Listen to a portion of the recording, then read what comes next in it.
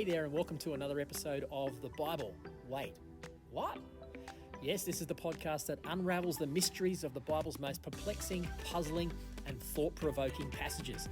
My name is Rohan, and each session I'm joined by a member of our team at C3 Church Camden, Picton and Thirroul as they quiz me on some of the more complicated, confusing, challenging, and even confronting passages that we read in our weekly Bible reading plan.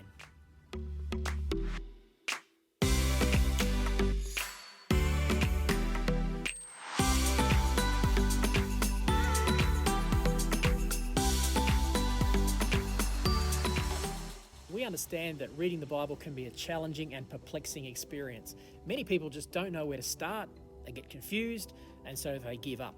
Well, that's why this podcast exists, to equip you with the tools and the knowledge to explore the richness and depth of the Bible for yourself.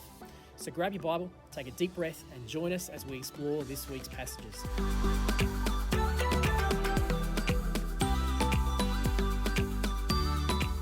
To learn more about us or to get in touch with us at C3 Church Camden, Picton and Thirroul, visit any of our 3 locations websites. That's c3camden.church, c3picton.church and c3thirroul.church. Or you can follow us on Facebook, Instagram and YouTube just by searching for any of our locations' names. So without any further delay, let's dive into today's conversation.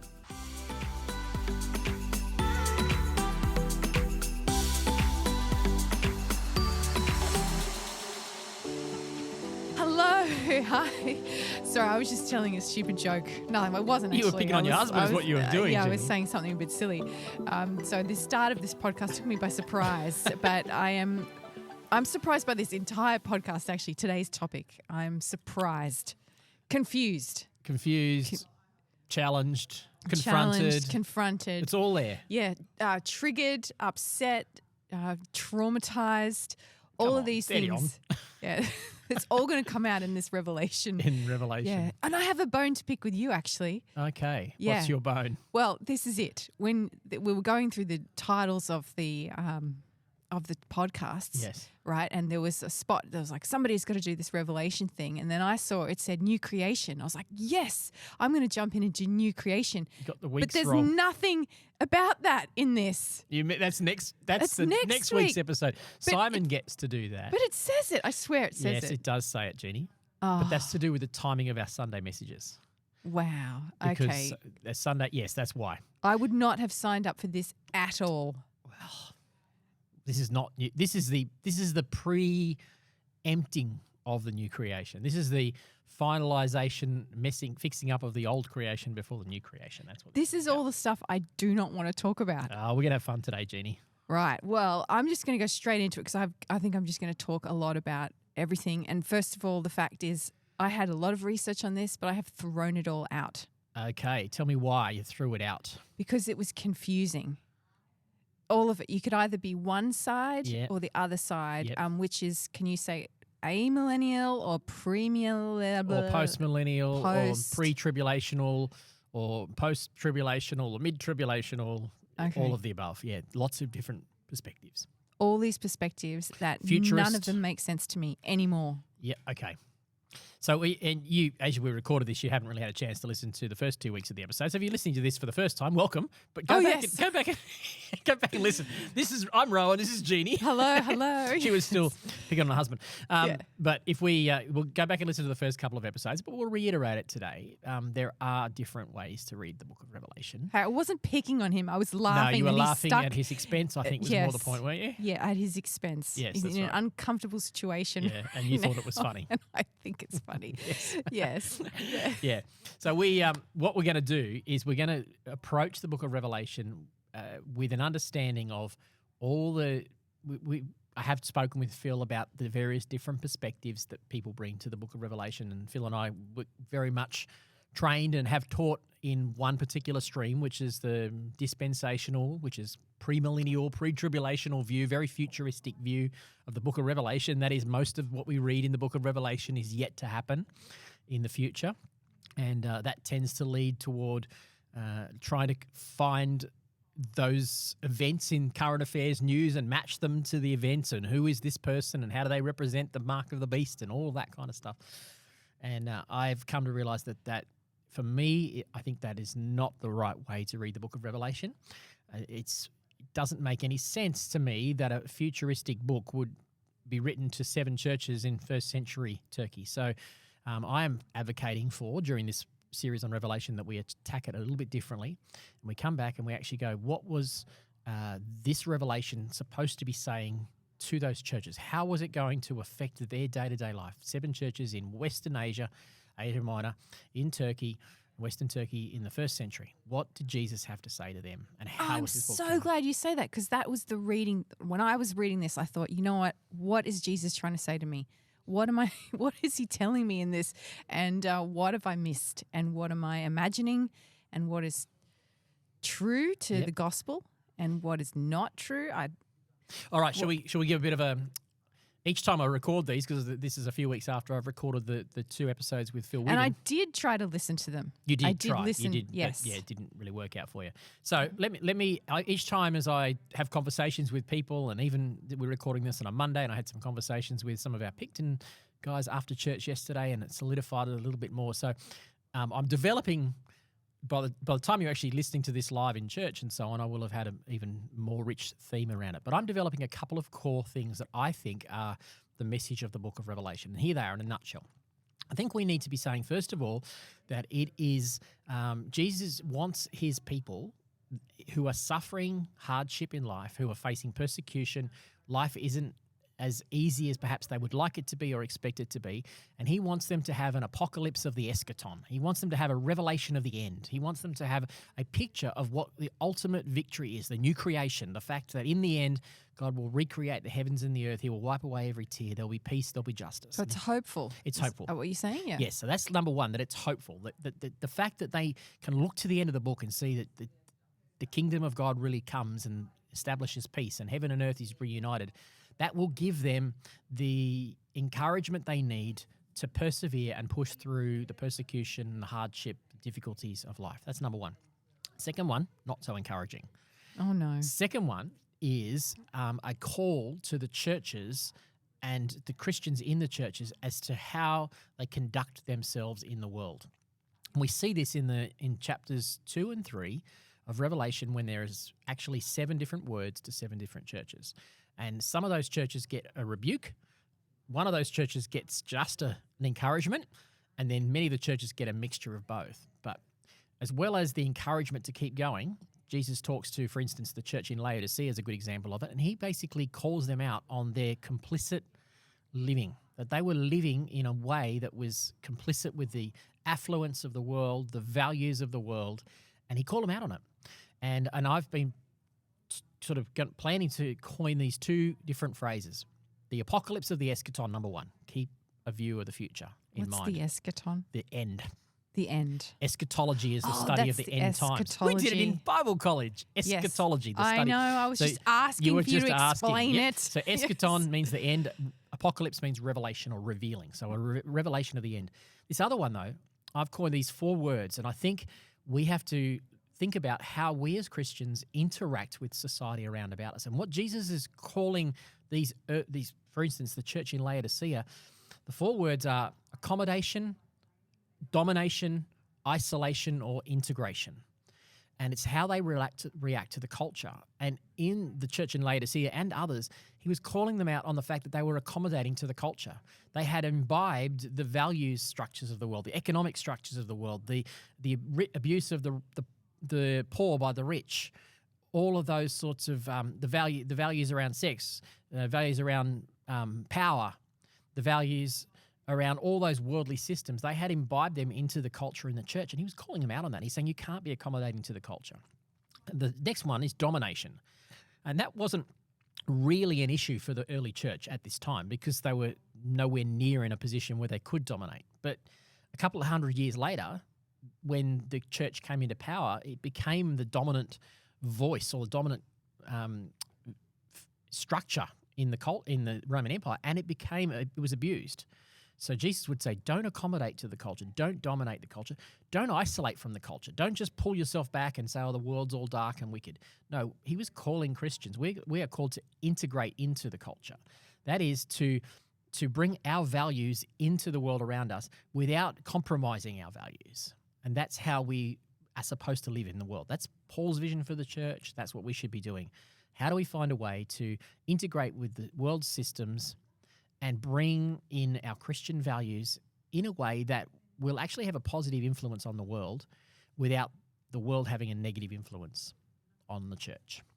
And that's the message. Those two things are what when you read the rest of the book of Revelation with those two things in mind. One's an encouragement, one's a challenge or a rebuke, if you like. I think the book makes a lot more sense. So you're saying I shouldn't be spending my time thinking who the bear in the north is. I shouldn't be thinking about rapture. I shouldn't be thinking about all these things. What's the mark of the beast? I should actually be trying to read this book with the thought, what is Christ saying to me at this moment? Yes. Yep. Because what he's saying to you in this moment is the same. We are facing in this moment the same thing people have faced throughout time.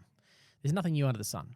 Their life is full of the titanic battle between good and evil. I mean, it's in every movie, it's in every book we read. This is intuitively we know that there is this battle between the dark side and the light side, to use a Star Wars analogy. There is the battle between good and evil, black and white, and that is the definition of whatever space and time, whatever culture you're in. That's what people face. We face it in our lives, and we can apply these principles. If we read this book like an epic story, if we read this book of Revelation like a Star Wars trilogy or like a Lord of the Rings trilogy, then we can go, we fit in this story. And in the end, good triumphs over evil. You talk about this battle of evil, and I've always thought that my entire life that there is this battle, that the good forces, like the angels, are battling the demons and things.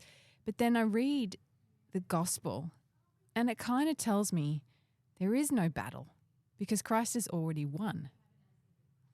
Tell me more. What do you mean you read the gospel and there is no battle? There's no battle because in that sense that for us to say there is a battle gives so much more power to the dark side, yet the entire Bible is screaming out about the power of God. You're talking about the now and the not yet.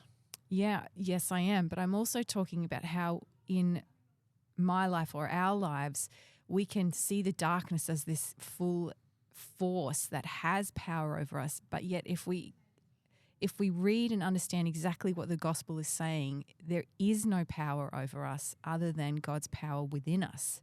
Yep. That is, you have what you've just said, I think I'm hearing you say there, is you have an apocalypse of the eschaton. The reason there is no power is because... let's transplant you out of Thirroul and into the middle of a nation that is where you are being persecuted for your faith. Let's put you in downtown Tehran. Okay, as a woman in Tehran. Well, you're going to speak to me about physical darkness. I'm speaking about spiritual darkness. And that's the point of the book. That even in the midst of physical darkness, even in the midst of the attacks of those physical darknesses are spiritually. We're going to see this today. That the empires of this world at one level are humanistic, but at another level, they are undergirded, inspired, empowered by a dark spiritual force. They're empowered by the dragon, the serpent, the Satan, and when you're in downtown Tehran, yes, there's a physical darkness that you're in. There's a persecution there, but that's been inspired by a dark spiritual force. But you can go all the way. What this book says is you can go all the way to martyrdom and lose your life and still be in the light. And that's the message of that's the encouragement message. And that's sort of what I was trying to say. Even though I may be physically persecuted, the darkness has no power over me according to the gospel. And according to the book of Revelation. And and that's when I was reading it. It's like I used to come at this book from a very fear-based place. Mm-hmm. I have had nightmares about this book. I would say, I would use the word trauma. Yep. I have had a revelation trauma. Yeah, and lots of people from have. A very early child when I was exposed to these really old videos that we watched at church, and a little child, I don't know, I can't remember if it was a boy or a girl, was let off. Her parents were watching. It might have been a boy, possibly a boy, led off to be beheaded, and the child was carrying a balloon in their hand, right? And the parents is like waving at them, goodbye, we love you, you're doing the best thing, you're upholding the faith. And there was this sort of scary music, and then the child goes off and you hear it, but you don't see anything, but you see the balloon just drift away. And I may have even mentioned that before. I'm not surprised you're traumatized by that. And there's always been this thought in my mind, if I take on this faith, I'm going to have to pay big time. And you have explained what one of the major responses is. So when it comes to the book of Revelation, you get people who are traumatized by it. They're scared of it. There's fear because of the way it's been presented. So there's fear. There's confusion. People just go, I don't read it because it's just too flipping hard to understand, so I don't read it, right? There's that aspect of it. There's also an aspect where you get the opposite, where you get people obsessed over the book of Revelation. Yeah. And sometimes some of the fear comes from having seen the people who become obsessed over it, you know. Yes, I have walked in all of those. You've walked in all of those. I have a close family member who has been very obsessed with it. I have gone down the paths of all kinds of nations rising up. Yep. Every time the word Israel is mentioned in the media, I think, is this the day? Is this the day? Yep.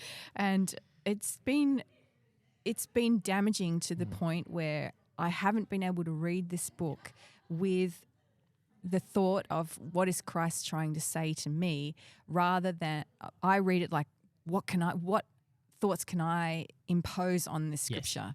Yep. Does that make sense? It totally makes sense. And that is what you're saying is what my passion and desire is for this series. When we're doing it in our churches, when we're doing it on this podcast, I want to wind back all that. I want to wind the clock back on everybody's experiences, because there are so many different stories, the fear, the confusion, the obsession, all of those things. Let's just take it back and go, what can it say?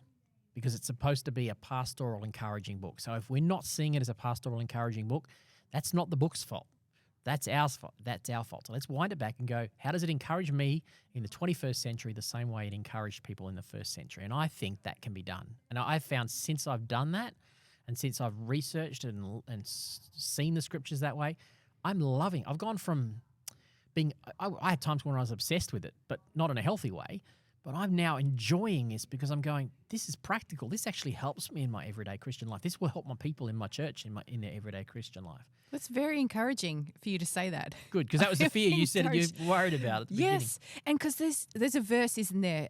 Blessed is the person who reads this book, or something like that. Yes, there is. I talked about it with Phil. Right, okay, so but I thought I better read it. But it has been a curse on me up until this last reading. And I thought, well, where's the blessing? There has to be a blessing. And I have seen it. It's coming through. I've seen it because I had done all this research, like I just sort of said before, and I've had to camp it on either side, many beliefs, and just thought, I do not know anymore.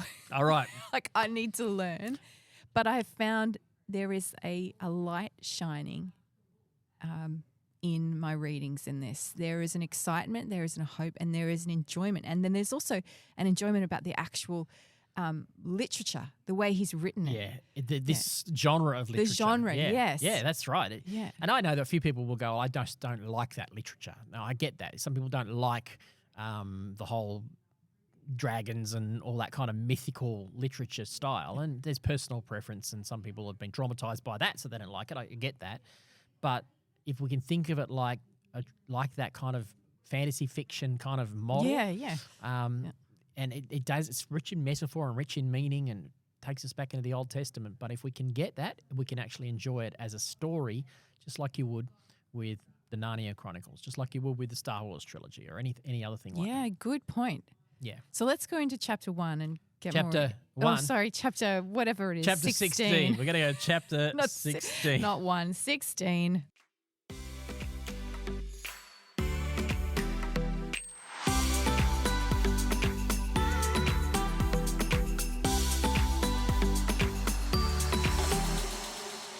In this chapter 16, it is the pouring out of 7 disasters, 7 bowls or cups, depending on your translation. Yep. And I think bowls is better because they're bigger. They're bigger. It's not a little cup, it's big bowl. Okay, so there's a shout, a command from the temple to the 7 angels. Is this Jesus giving them a command? I don't know. It could be Jesus, could be the Father. I'm not sure. Someone shouts. Yeah, Begin. it's a divine. It could be. Yeah, I don't know that. The thing about Revelation is there's so many different nuances. So it could be something in itself. But let's just stick to the first level of nuance down. What's actually happening is there's a voice. There's a voice. Pour out the 7 bowls of God's wrath on earth. Ooh. And I was thinking when John was writing this, and we don't really know if it was the disciple John or if it was another John. There's conjecture about that. Mm-hmm. Yes. Whoever this John is, he's writing it, and from his perspective, he would be, because the Christians are being very persecuted and it was different times, he would be very welcoming to the idea of God's wrath. Yes, they would have wanted it, really. Yes. So this is meant to be an encouragement. You're reading it in context of their times, right? That's what we're meant to. That's what we're meant to do. And in consideration and the relevance for the church at that time. But that sentence right there, God's wrath, is enough to stop anybody from continuing God's wrath? Why do we want that? Exactly. Yeah. So is God really full of wrath? Wrath, whatever you say. Is God full of wrath? Yeah. I think we have to come back to how God reveals himself in Exodus 34:6, where there is wrath. Oh, I remember that is grace. off the top of my head. The Lord, he revealed himself to Moses as the Lord, the gracious and compassionate one, forgiving the sins to 1,000 generations of those who love me. But I do not leave the guilty unpunished. I punish them to the 3rd and 4th generation. That verse is how the Lord revealed himself to Moses. That verse is the most quoted verse of the Old Testament in the Old Testament. Even Jonah talked about it. We talked about it with Jonah.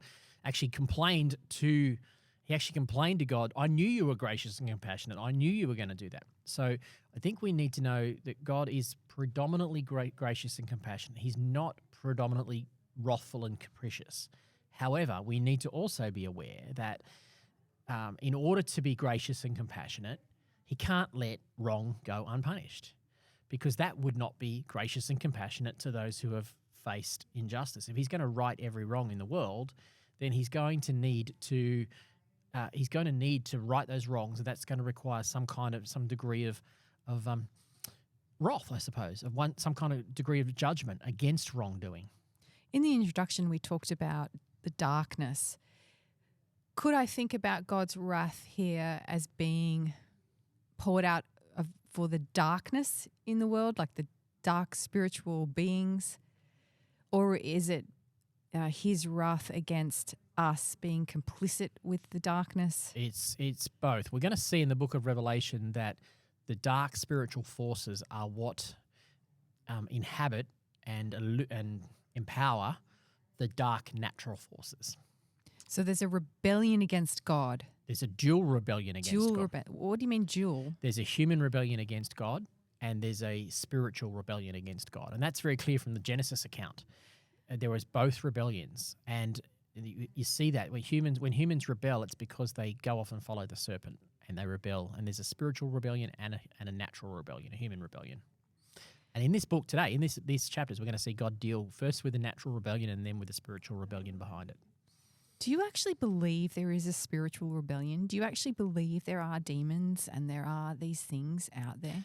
I find it so much easier to believe that when I see what humans are capable of, the worst of what humans are capable of. So are you saying it's not humans' fault? It's that we are egged on or encouraged by demonic powers? I don't think it's right to say it's not our fault. If we jump in a car after this and hypothetically decide we get in the car and we head off, and I'm saying you're driving, and I say, right, we're going to the bank. Let's go and rob the bank.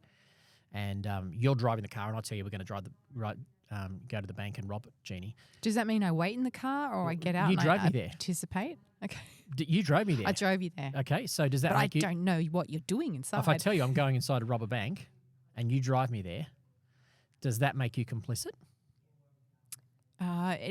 Doesn't it make me an accessory? An accessory? Yep, yeah, that's or right. An accomplice. An accomplice, actually, probably more than an accessory, because you actually, yes. So the point I'm trying to make is that I don't think humans who do the wrong thing, it's no good going, it's not our fault, it's the devil's fault. There is a sense in which we willingly choose to take from the tree of the knowledge of good and evil. We willingly choose, we we get baited by the enemy. It says, when the woman saw that it looked good, she took it for herself. We talked about this at great extent last year. But they tried to blame the serpent. Hey, the serpent, he did it. But there was still a sense in which the humans were responsible and the serpent is responsible. And I think that's the point. We can't blame the devil only. But yes, we can blame the devil and ourselves. Well, God does actually has to fix the rights and wrongs of both in order to be able to bring about his new creation. He's going to have to bring his wrath on the world. All right. Okay. I can see what you're saying there, but I'm still, to read this book, it's almost like you have to believe in the supernatural. And we talked a lot about that in Mark. Yeah. And I'm at a real crossroads in this because I tend to come from a more scientific area. Yep. When Jesus is healing people or exorcising demons or something, I tend to look at it and think, oh, well, maybe that person had schizophrenia or something. Yes. No. Yeah, and I'll be honest, I wrestle with that too. So, yeah, is it just purely mental illness? Is it purely just, narcissism is on the DSM now? Is when a person's a narcissist, is it mental illness? Now, if they're going to do narcissistic stuff, we're still going to lock them up, even though it might be a mental illness. But human beings, we have. It's a faith. Ultimately, it's a faith journey. We have to go, how has God revealed himself to us? And Jesus has revealed himself to us as one who destroys the works of the enemy. I think it's 1 John says, for this purpose was the Son of God manifest, to destroy the works of the evil one. From the beginning of the book to the end of the book, we do see God reveals himself, and he reveals himself as the creator of a world, of a universe, of a creation that has both spiritual and natural in it. And so ultimately there has to be a faith journey. We can't prove the existence of dark or light spiritual forces, but that's the overwhelming testimony of all of history. And even in that period of post-enlightenment, there's still plenty of people believe in dark spiritual forces today. It's not like suddenly we've reached some sense of enlightenment where we don't believe in anything supernatural. And the more people go into science, the more they start to think about the fact that there's a few things that don't add up here. There's more going on behind the scenes. Regardless of what you actually think there, whether you agree or you don't agree, from reading this, I have come to realize that this book, not only the whole scriptures actually, but this book in particular, hones in on how important and how valued we are as humans. Because if there is this massive spiritual battle going on for us, how valued are we by God? If there is this whole demonic world out there and this that is antagonistic towards us, being their whole purpose is to destroy us because it hurts God. Why would even God care about us? But obviously He does, because there's this dark side. And this is this whole book, the battle that is going on for our souls. And it's for us. So Psalm 8 verse 1 says, when I consider the works of the heavens and the handiworks, what is humanity that you are aware of him? You made him a little lower than the angels, the spiritual beings, and yet you crown him with glory and honor. There's a recognition. What the heck are we? Exactly what you just said. The psalmist was going, what the heck are we? That we, ordinary human beings, are so important in God's creation that we are actually, even though we are below the spiritual beings in terms of our abilities and so on, we're actually more important. The whole story revolves around God's partnership with humanity. And then in this chapter here, the 7 bowls of wrath, I can never say that. I'm just going to say wrath, whatever. Wrath. It reminds me of Egypt, obviously. Yep, it's meant to be reminiscent of the plagues of Egypt. And what did I learn in that story? It was how much the Egyptians had hurt the Israelites. And so when I reflected upon my own life, it's like, how much have I hurt people that I am guilty of having this wrath? Yes, okay. So it's showing me how important my decisions are. Yep. That we actually inflict pain on others. Yes, I'm inflicting pain on others, therefore I deserve. Okay, so that's point number 2 of my 2 points. That's the whole concept of, where am I complicit with the values of this world? Where am I complicit with the abuse of other people? So that should be front and center. One of those 2 things we're wrestling with. So yes, you have to ask yourself, where am I Babylon? Where am I? We'll get to Babylon. We will. Yeah. Where am I underneath? Where am I living according to those values where I define what's good for me at the expense of others. That's the complicit one, right? At the same time, we can take an encouragement from it because that wrath is against those who have persecuted us as Christians. It's against the world systems that are antagonistic towards the values of God's kingdom. So we can actually walk the line. We can be both at the same time. Am I making that clear? Yes, yeah. I have definitely been both at the same time. And we'll continue to be. I think that's the message. Where are we complicit with Babylon, and where are we suffering from Babylon? It's not like we're going to ever be 100% perfect and everyone else is bad, because we do wrong things too. And yet there's this Christ persona who is battling so much for us. Yes. At the same time. Yep. He's fighting that battle for us, yes. And so in this here, it's like I have to be conscious of how often do I rebel against God and how often do I work with him or for him. Yep, that's what I'm getting from reading this. I think that's one of those. That's those 2 points I'm trying to get at. Two points. Yeah. Yep. Rather than trying to think, when's this first bowl being poured? When's the second bowl being poured? What does it mean? Clearly, they're linked to Exodus. You said that. Yeah, there's human boils. There's the sea as well mentioned in it, and the first angel, he pours out his bowl on the earth. The second angel pours out his bowl on the sea. The third angel on the rivers and the springs. This creation is affected here, right? Yep. And on the bowl on the earth, there's these loathsome, stinking sores. I'm reading from the Message again. Oh, you're back in the Message erupted, again? yeah. All who had taken the mark of the beast and worshipped his image. I'm going to ask you about that in a second. The second angel on the sea coagulated and everything in it died. We saw that's what happened with Pharaoh. They all went into the sea and died there. The third angel on the rivers and the waters turned to blood. Did we see that before when they all died? Before. That was one of the plagues. Oh, that was one of the plagues, Turn the water to blood. Yeah, of course. This is all Exodus language, the whole thing. And then there's an angel of the waters. Appears to be there's an angel that is in charge of water. Righteous you are, and your judgments are righteous. The is, the was, the holy. They poured out the blood of saints and prophets, so you've given them blood to drink. They've gotten what they deserve. It is so freaky to read that.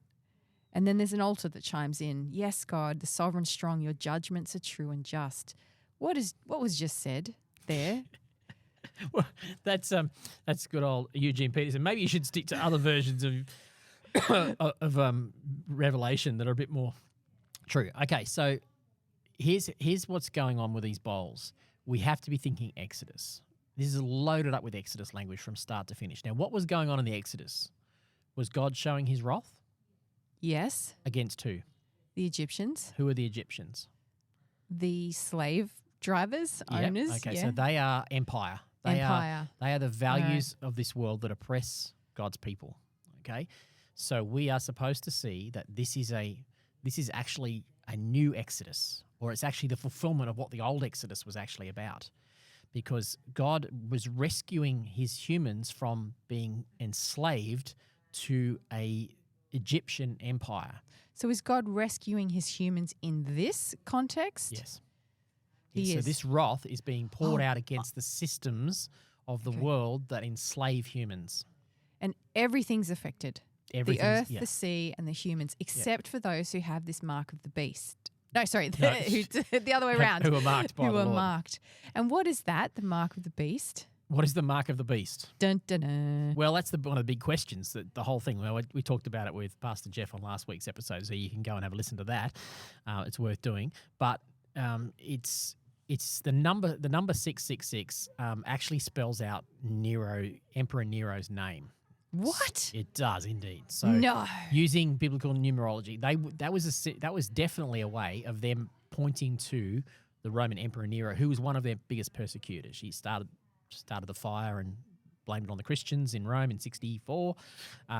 He eventually, he was one of the great persecutors. He was not well regarded by the church, and so, and he had all kinds of things. I top of my head trying to remember everything I said last week when I was researching it, but it specifically talks about this mark of the beast being something they needed on their hand or their forehead that would enable them to be able to buy and sell. They had that then?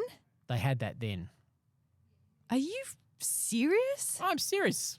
I don't remember all the details of it. What kind of mark would it have been? What did I say to Jeff? I studied it before I spoke to Jeff last time. I didn't study it because it's not in today's chapters. Well, it is because it comes up in that sentence. Those who don't have the mark of the beast are not affected. No, it didn't say that. Yeah, it does. Those who had taken the mark of the beast and worshipped his image. Yes, so I said it the wrong way around. Yeah, those yes. Yes, those who had, but the mark, it actually happened in the previous chapter that they received. I think it was chapter 15 or 14 that they actually, it's recorded that they received the mark of the beast. And so it was related to economy. It was related to their ability to buy and sell, especially there was some evidence that it might have even been in this part of the world. I honestly don't remember all that information. That's the level of information that my brain is not capable of holding. Right. But in this part of the world, in Turkey, there could have been some evidence that they needed certain things in order to be able to buy and sell. So are you saying the mark of the beast is a mark of empire? Yes. Right. Okay. It's a mark of being complicit with the empire.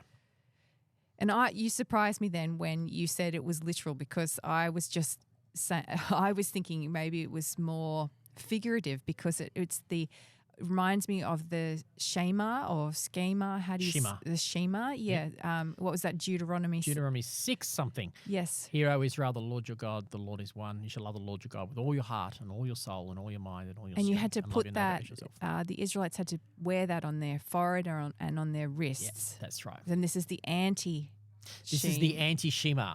This is now pledging it's a allegiance counterfeit version. to the false. It's the counterfeit version. They're pledging allegiance to the false powers. So when you pledge allegiance to an empire, this is what John is sort of saying. You have given all to Caesar. Yep. You were going to be deserving of the wrath, Caesar or Pharaoh. You were going to be deserving. You were going to be afflicted by God's wrath. Yes, you're placing yourself underneath a system that ultimately has to come under the judgment of God in order to bring about the new creation, because the system is flawed. The system is broken. And those people who do not have the mark, those people are ones who are followers of Jesus, or who just refuse the mark. It seems to indicate that they have refused the mark. Now, I'm not saying get hyper vigilant about trying to work out, because this is one of the big ones with the futurists. They go, what is the mark of the beast? Is it something that's still in the future that they need to be on the lookout for? I mean, I've heard everything from the Medicare number to the bank card. Barcodes tattooed back in the day. The whole lot, right? But that's the wrong version of it. This was something that they understood. Now, it has a deeper, richer meaning. It might be some particular thing that they needed to do in order to buy and sell.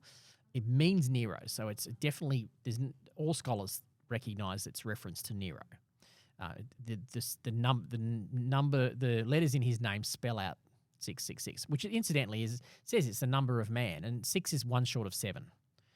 So if Jesus, and 7 is a number of completion, right? So and man is always coming up short, right? So if you think about it that way, if Jesus is 777, then human systems of the world. Nero is not the only one. He's representative of the Babylons, the human empires of this world, the structures of this world that are set up basically around sex, money, and power. Those three that dehumanize people. And that's why it's the number of man, because humans dehumanize other humans. So when I've thought about this, I've thought the number of the beast was the number of Satan. But are you saying to me it's the number of man? Yes. So that in the day, I'm either going to wear the number of man or the number of Christ, not the number of Satan, the number of man. Yes, bearing in mind that when it says the number of man, it's talking about the human empires, the systems of this world, the human systems, which are in and of themselves also inspired, empowered by the dark forces of the enemy. And it's an intention of heart. If I'm thinking correctly, either my heart is for Christ or my heart is for the world. Yep, I would say that's a way to look at it. And that's that whole question of where are you complicit with Babylon? Where are you allying yourself with these value systems which dehumanize people? Because that's the key, is that the empires of this world, they dehumanize. And that's the opposite of what Jesus wants to do, which is create and allow us to flourish into the fullness of who he has created us to be as human beings. And this is sort of saying here as well, every empire is kind of acts against God. and therefore every empire needs to be brought down. Yep, exactly. Every empire. Every empire That's is brought why it's down. a timeless message. They call it Babylon, but by this time, Babylon's gone. And Babylon represents every nation. Babylon represents every... Like Persia, Tyre, Rome. Yep, Rome. Yeah. So Rome is called Babylon. Even not just in Revelation, the Apostle Peter writes when he's in Babylon at the end of his life, and he says, he's in Rome at the end of his life, he says, those here in Babylon send you their greetings. So Babylon sums up the people who have chosen the way of the world. Yep. They've said, we're going to do it our way. We will build a name for ourselves, because Babylon is where? What was the first place called Babylon in the whole Bible? Genesis chapter 11. Babel. Yes. Okay. And what did they say in Babel in Genesis 11? Oh, did you know, by the way, that apparently the United Nations building is built to look like that? So you can go down rabbit holes. She's gone down the rabbit hole there. Absolutely. Yeah, I heard that one before too. You have? Oh yeah, United Nations. I mean, the conspiracy theorists are all big on United Nations being the place of the Antichrist. And the European Army. EU and all that sort of stuff. All that. You son. Yeah. Oh, I know. Trust me.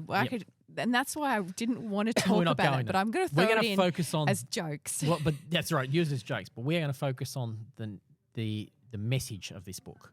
So Babel, they said in Genesis 11, they said, let us make a name for ourselves. We will become like God. We will reach up to heaven. That is the core root of what happens when humans define what's good and right for themselves. It started with a man and a woman in a garden. By 11 chapters later, it's gotten to the point where it's not just a man and a woman in a garden, it's an entire culture system that has said, we're going to define what's good for ourselves. We're going to defend ourselves. We're going to fight for ourselves. We're going to make a name for ourselves. And that is what God had to destroy in Babylon, because he said if they keep doing this, they're going to mess themselves up. Nothing will be impossible for them. And that wasn't a compliment. That was actually saying they'll kill themselves. They will get to the point where, left to their own devices, they will kill themselves. They will destroy not just themselves, but they will destroy my creation as well. And that is what the whole book's about. So whether or not it's Assyrians or the Babylonians or the Persians or the Medes or the Greeks or the Romans or the Europeans or the, take your empire of choice. New Rome. Take your empire of choice. That is what the book is trying to say. We are all like Babylon. We live in Babylon's value system, and God is coming to judge that and pour out his wrath against that. Oh, there's just so much. I'm just going to keep going here because I there was a pause there because I was just thinking, and I thought, you can't think on a podcast. We can pause it and you can think. All right, then there's this. I think the fourth angel pours his bowl out on the sun, and fire blazes from the sun, scorches men and women. They're burned and blistered. They curse God's name, the God behind these disasters, they call it. But here's the interesting point about this: they refuse to repent. Yes, they blame this so-called God, but they refuse to repent. They refuse to honor God. Yep. And this is what continues through these chapters. Yep. No matter what they go through, they refuse to seek God, to repent, to seek God, even though they're blaming him. So we have, this is cycle 3 of 3 cycles of 7 judgments in the book. So it started with 7 seals being opened. Then it was 7 trumpets being blown, and now it's 7 bowls being poured out. And I talked about this with Phil. It's not that they're sequential, have 7 of one, then the next one, and the next one. That's how the futurists try to interpret and try and work out what all these judgments are. You need to see it as 7 is the number of completion. So this is 3 versions of the same thing. See, 3 versions of the complete judgment of God in order to pour out his judgment upon the earth to right every wrong and bring in his new kingdom. So the bulk of this book is about God pouring out rightfully his judgment. The first group of 7, the seals, and the second group of 7, the trumpets, it wasn't complete annihilation. And it's like the picture is God's offering grace, like you said, even those who are complicit, even those that are under the power of the evil one, there's still an opportunity for them to repent. This third set, it seems to be almost like now it's almost like the time of grace is over. They've chosen so much now that they will not repent, that God says, okay, you're not going to repent. Then here comes the final judgment. They're not Nineveh. They've had their chance to repent. What they are is Pharaoh. So if you read the 10 plagues in Pharaoh, it says at the beginning, I think it's the first 5 plagues, it says Pharaoh hardened his own heart. And then the last 5 plagues, it says the Lord hardened Pharaoh's heart. But Pharaoh was a long time ago. Mm. So why has God not delivered wrath on the world since then, if this is a future tense? Or is it actually not future tense and has been playing out all the time? Yep. With every empire that rises, does the wrong thing, acts in rebellion of God, destroyed. New empire comes, You got the it. same thing. There was this brilliant statement that we had a podcast conversation with Phil. Now I'm not going to remember it exactly, but it was essentially along those lines that this is not the end only. This is the beginning, now, and the end. This book is referring to all times throughout history. It's relevant in all history. And it's saying even though there are ends, there will be a final There will be end. a final end. But the church has continued through those ends. Yes, that's right. And the only difference between that end and this coming end is that Christ returns. Yes, and Christ actually finally completes the full inauguration of his kingdom. So when I started by saying we're in the now and the not yet, you started saying, well, Christ has the victory. And I'd say, yes, Christ has the victory, but now it has been inaugurated, but it hasn't been consummated yet. An analogy I've heard over years gone by is there was a day, VE Day in World War II, Victory in Europe Day, where the Nazis actually surrendered, and that was the day when the war was officially over. There was no longer any official war, and yet the war continued for some time afterwards until it was mopped up. And not only did the war continue until it was mopped up, anti-Semitism continued. The prejudices of all different kinds of people continued, as did the harsh treatment of people within, foreigners within Germany and within other places too. That's right. It didn't deal with the ultimate problem yet. Yeah. And that's what we're longing for. We're longing for this eschaton. We're looking for, see the saints calling out, Lord, when will you judge us? When will you vindicate us for the suffering that we've been under? And this is the whole thing. They're given robes and told to stay faithful and stay the course, because in the end, God will do that. But we are waiting for that consummation. And this book is that. Remember, in the end, look forward to, in the end, the battle is being won, is winning, and will be finalized. Yeah, exactly. Yeah. Yep, you got it. Got it. Okay. There's so much more positivity. It's much more positive, isn't it? Much less fearful and more positive. Yeah, well, when you flip coming from a fear-based place to into a hope-based, the book suddenly takes on a whole new thing, and it's fun. Yeah, exactly. Becomes like that story. It's like watching a Marvel movie. It's exciting because get into the story then. I don't know about a Marvel movie, but we'll know. Marvel movies. All right. And so the fifth angel pours his bowl on the throne of the beast, which is a nation, correct? What verse are we in? I'm in verse 10 to 11. Verses 10 to 11. The kingdom the fell into sudden eclipse. On the throne of the beast. Okay, so we were introduced to the beast in previous chapters. But isn't he using the word beast for the serpent and nations? Not the serpent. The beast represents, the nation, yes. Okay, see, you're correcting me there, but when I have read this in the past, I've always been encouraged by culture to every time the word beast is mentioned, that is Satan. Yes, okay. That's not the beast here is, remember I talked about the human powers? Yes. And the spiritual powers. The beast is representative of the human powers. Okay? Okay. So there are two characters. There's a beast and a false prophet that we've been introduced to. They are the human powers. They represent the human powers of evil that are against God and dehumanize and mistreat people. And they are inspired by the serpent or the dragon. So the beast and the dragon are not the same thing. The dragon, it actually says the beast gets his life from the dragon, is how it's described in the book of Revelation. Can you see that? Like the beast is a human power, a human system that receives its vitality and life from and energy from the dragon. See, you've got me at a sliding doors moment. You will probably hear me slip into old thoughts like I just did, and then trying to get my head around new thoughts. But I'm... Well, I said this to Phil. Every time I have this conversation, every time I sit down and talk about Revelation, the lights are going on for me, and I am finding myself exactly that, I can still argue the old view, but now I'm seeing the new view. And every time I look at these passages, I learn something new, and then the light goes on and I see something I've never seen before. I'm very much in a brand new learning phase with the book of Revelation myself. So you're not alone there. Okay, but you know what? I really love talking about all the conspiracy theories. So I'm actually further back than you because I have loved that. It has been part of my culture with my brothers. Yep. And, okay. Hours and hours of culture, talk. Of talk about it. Talk, yeah. Hypotheses and all sorts of stuff. So I've enjoyed it. Yes. But I said this to Phil too. We talked about it. We're sitting in Phil's lounge room and he's got all the entire Left Behind series of books writing on a shelf. And I've read every one of them twice. You serious? Oh, yeah. It's good, enjoyable fiction. But that's what it is. It's fiction.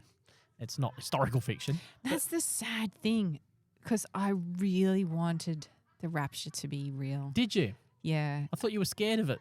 No, I'm terrified. I have always been terrified, but the idea of not being around I see. during this Be good to be raptured tribulation before stuff, this tribulation stuff comes. Yeah, and that has done damage to the way my faith plays out because I have lived in this world of like, it doesn't really matter if I care about the planet because I'm going to be whisked away anyway. Exactly. Yep. It doesn't matter. And then what happens when life is hard and you face tribulation? You don't realize that this book can speak to you. Because they go, this is only about some future tribulation. No, this is a picture of everyday life. We all face tribulation. Yeah. Yeah, we definitely do. And this is meant to be an encouraging. It's an encouraging book. God wins. Yep, Christ exactly. wins. And therefore, by proxy, you win. Yep. Yes, right. We win because we are on Team Lamb. Yes. Yeah, but then we are on the Lamb's team. Team Lamb. But also that's hard to even say because now we do live, thankfully, in the light of Christ where we have much more compassion for people than we did, say, when even John was writing this book. Yep. The gospel of Christ has changed our lives where we do value the victim and we do value other cultures and things. Whereas once we were hardened to it. Precisely, we live in a culture that has been informed by these values. Yes, so it's hard to celebrate being on the side of the Lamb when you think of all the people not. Make sense? Yes, it does. And it should confront us. The judgment thing should confront us, definitely. We shouldn't just dismiss it. We just need to wrestle with what's the real wrath thing going on here? What's really going on? Why, if God is pouring out wrath, what does that tell us about the way the world is? It tells us that we, in this time, this end days time, we are deeply rebellious against him. We have all the values that we have had in our faith are probably gone. Mm-hmm. And we are just so set in our own ways. Yep, that can be. That's where we've become complicit. Complicit, yes. Yep. Complicit. Here's what N.T. Wright says about this wrath thing. I'm just thinking about it. I found it in his book. He says, much of Christianity these days has become ultra-liberal, and it says, a God without wrath brought man without sin into a kingdom without judgment through ministrations of a Christ without a cross. We might have preferred a gospel like that, but it certainly isn't the one that we have. So we're wrestling with, okay? It says it certainly doesn't match what we've got. That's the problem. In any family, school, business, country, in any organisation or system or of whatever sort, there is deep problems. Things do go wrong. Human pride, greed, fear, suspicion does take over. Unless it's spotted, named and dealt with, it will only get worse. If it's allowed to flourish unchecked, it can even be hailed as a new way of living. The story of the 20th century was in part a story of just that. From communism, fascism, apartheid being the three most obvious ones, have reared their ugly heads and done untold damage to people's societies, and eventually they all collapsed under their own weight. And what he's actually saying, the essence of what he's saying here is that this wrath thing is actually God allowing the fallen structures of the world to collapse under their own weight. The moment not the moment, but left to their own devices, human wickedness, human evil inspired by the serpent will actually implode on itself. And that's what the wrath of God is about. It's like, I'm just going to bring it to its final course. You said a lot there, a lot, and you made me think of something that I realized during this reading. I know you just watched Masters of the Air. I heard you say it in the other podcast, and I've just watched it too. And I was so struck by the images in there while they're in the planes and all the bombs and just the horrors of war. Yeah. And I I can't see. I've always been terrified of the end times, but we have had terrible times, terrible, dreadful times that I don't think it could get any worse than that. That's right, because you realise how dark it's been in the 20th century. Yeah, World War I was terrible. Stalin, the murder of millions, and World War II. And I don't think people did think then it can't get any worse, and so maybe I will eat these words that it can get worse. But the way people treated each other then, that is to me what I imagine the end times being. What that is, Jeannie, is the human structures of this world thinking they know best. So it's interesting, isn't it, that the 20th century there, more people died in the 20th century than of all the centuries gone before. Now, I haven't seen the pro rata per capita in terms of number of people who were alive, but the 20th century arguably was the darkest century in the history of the civilized world as long as we know. And yet, that's in a post-Enlightenment period where humanity thought that we would just go on towards, we would not need God, we would not need a God of judgment, we would just move on towards bliss. And in that mindset, it's actually exactly what caused this, because that's the problem with human sin. That it gets worse, it doesn't get better. When we think we know what's best, it gets worse. And that's what this book's telling us about. It's saying God's pouring out his judgment upon that. If he is going to usher in a new kingdom, he has to deal with the spiritual forces and the natural forces that are antagonistic to his kingdom values. And that's what's happening in the book of Revelation. Just a simple thing like that. Just simple. Well, that's happening. The picture we're seeing. That's what we're seeing played out. And now I want God to bring his wrath, just put a stop to all of that, because people are just awful. Yeah, and we are too. Yeah, well, I'm not discluding myself from right. that. Yeah, that's right. And that's that tension. We want the wrath, but we also need to make sure that our hearts keep our hearts pure and focused on the right things as well. But when we read this book, particularly in our day and age, this what's the book called again? Left Behind. Post Left Behind. Yeah, we think it's going to be terrible. I think the world is going to be dreadful. It's going to be all this assault on people, but it's happened. It's happened already. Yes. Yeah. Yeah, and it continues to happen. And there's this hype to build the fear into reading this book, but actually, people, the world has been dreadful the entire time. And we need it. That's right. It started in the Garden of Eden. Yeah. And it's been wrong ever since. So therefore, it took the fear out of it. Watching Masters of the Air took the fear out of the book of Revelation. Okay, well, there you go. Well done, Masters of the Air. It also made me appreciate young Austin Butler. Oh, yes. Austin's a bit of a heartthrob, isn't he? Oh, yes. But, it's true. Like, what he did, the way he acted with the book, he actually was playing the character. Like, when he leans against the fence and he's like, well, what took you so long to get here to the prisoner of war camp? That is what the real guy did. That's what he really did. Yeah. Okay. There you go. So, I knew it was based on the whole, his own account and all that sort of stuff. Yeah. And people have lived through terrible times. Mm-hmm. And what this book is saying is don't lose hope. Don't lose hope. Stay the course. Get an apocalypse of the eschaton. Yes. Well, we are still in chapter 16, Jeannie. Is there anything else you want to pull out of there? Only the mention of Armageddon. Okay. What do you want to talk about Armageddon? I'm just saying that it's mentioned. Yes, Armageddon is talked here. There's the frog demon's plague, which is from the... It's from the book of Exodus again. And they're worse this time than the frogs in Yes, that's right. They're on steroids here. Yeah. Armageddon is not a physical... It is actually a physical place. It's actually... Megiddo, you should have been there. Which I have been there, It's a physical place, but the reason it became known in this way was because it was on a crossroads of major empires. It's had multiple battles. I think it has been... They often gathered there to fight, didn't they? Yeah, that's right, because it was on the crossroads between Europe, Asia, and Africa. Everyone going between any of those three continents crossed through this place. So it became if you controlled the pass at Megiddo, you were able to tax, you were able to have power, and you were able to have control.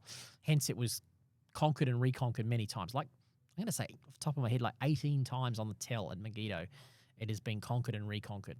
So it became known as this place of the gathering of the nations to fight. And so it's used not as a natural place, it's used figuratively now to talk about the gathering of the nations coming to a place where they will fight against God. This picture of the place where they will come together and ultimately face their judgment. All right. It's figurative. Figurative place, Armageddon. And it mentions the battle here, but the book is actually written not consecutively, right? Nope. It goes forwards and backwards. It's Yep. forwards, backwards. Okay. And then there's the seventh angel here, which another interesting thing. From the throne, the temple came a shout. Done. Done. Or it is finished. Yes. So this is now the completion of that judgment that started with the 7 seals and the 7 trumpets and the 7 bowls. Like now, in the picture of it, it's like judgment is complete. God has dealt with everything. Yeah, and even though they've gathered together at the place, there's no battle. No. There's no battle. No, you're going to see that. I think it's probably in the next I know, chapter. but everyone always talks about, Yes, there's the big going to be a battle of huge battle. Armageddon. There's no battle. There's no It's battle. simply done. Yep, it's done. That's right. It's finished. Which is that whole thing of keeping your eyes on the future. Yeah. All right, let's go to the next chapter. And it's not going to be as long. I think I've really set up all the stuff All right. that I wanted to talk about. There is so much more we could talk about in chapter 16 I'm not going as well, to but we're not. details because there's a lot of guessing and Yes, that's right. And we will be here all day if we try to yeah. unpack every metaphor. It's deeply rich metaphors all the way through. All right, we're going to go to chapter 17.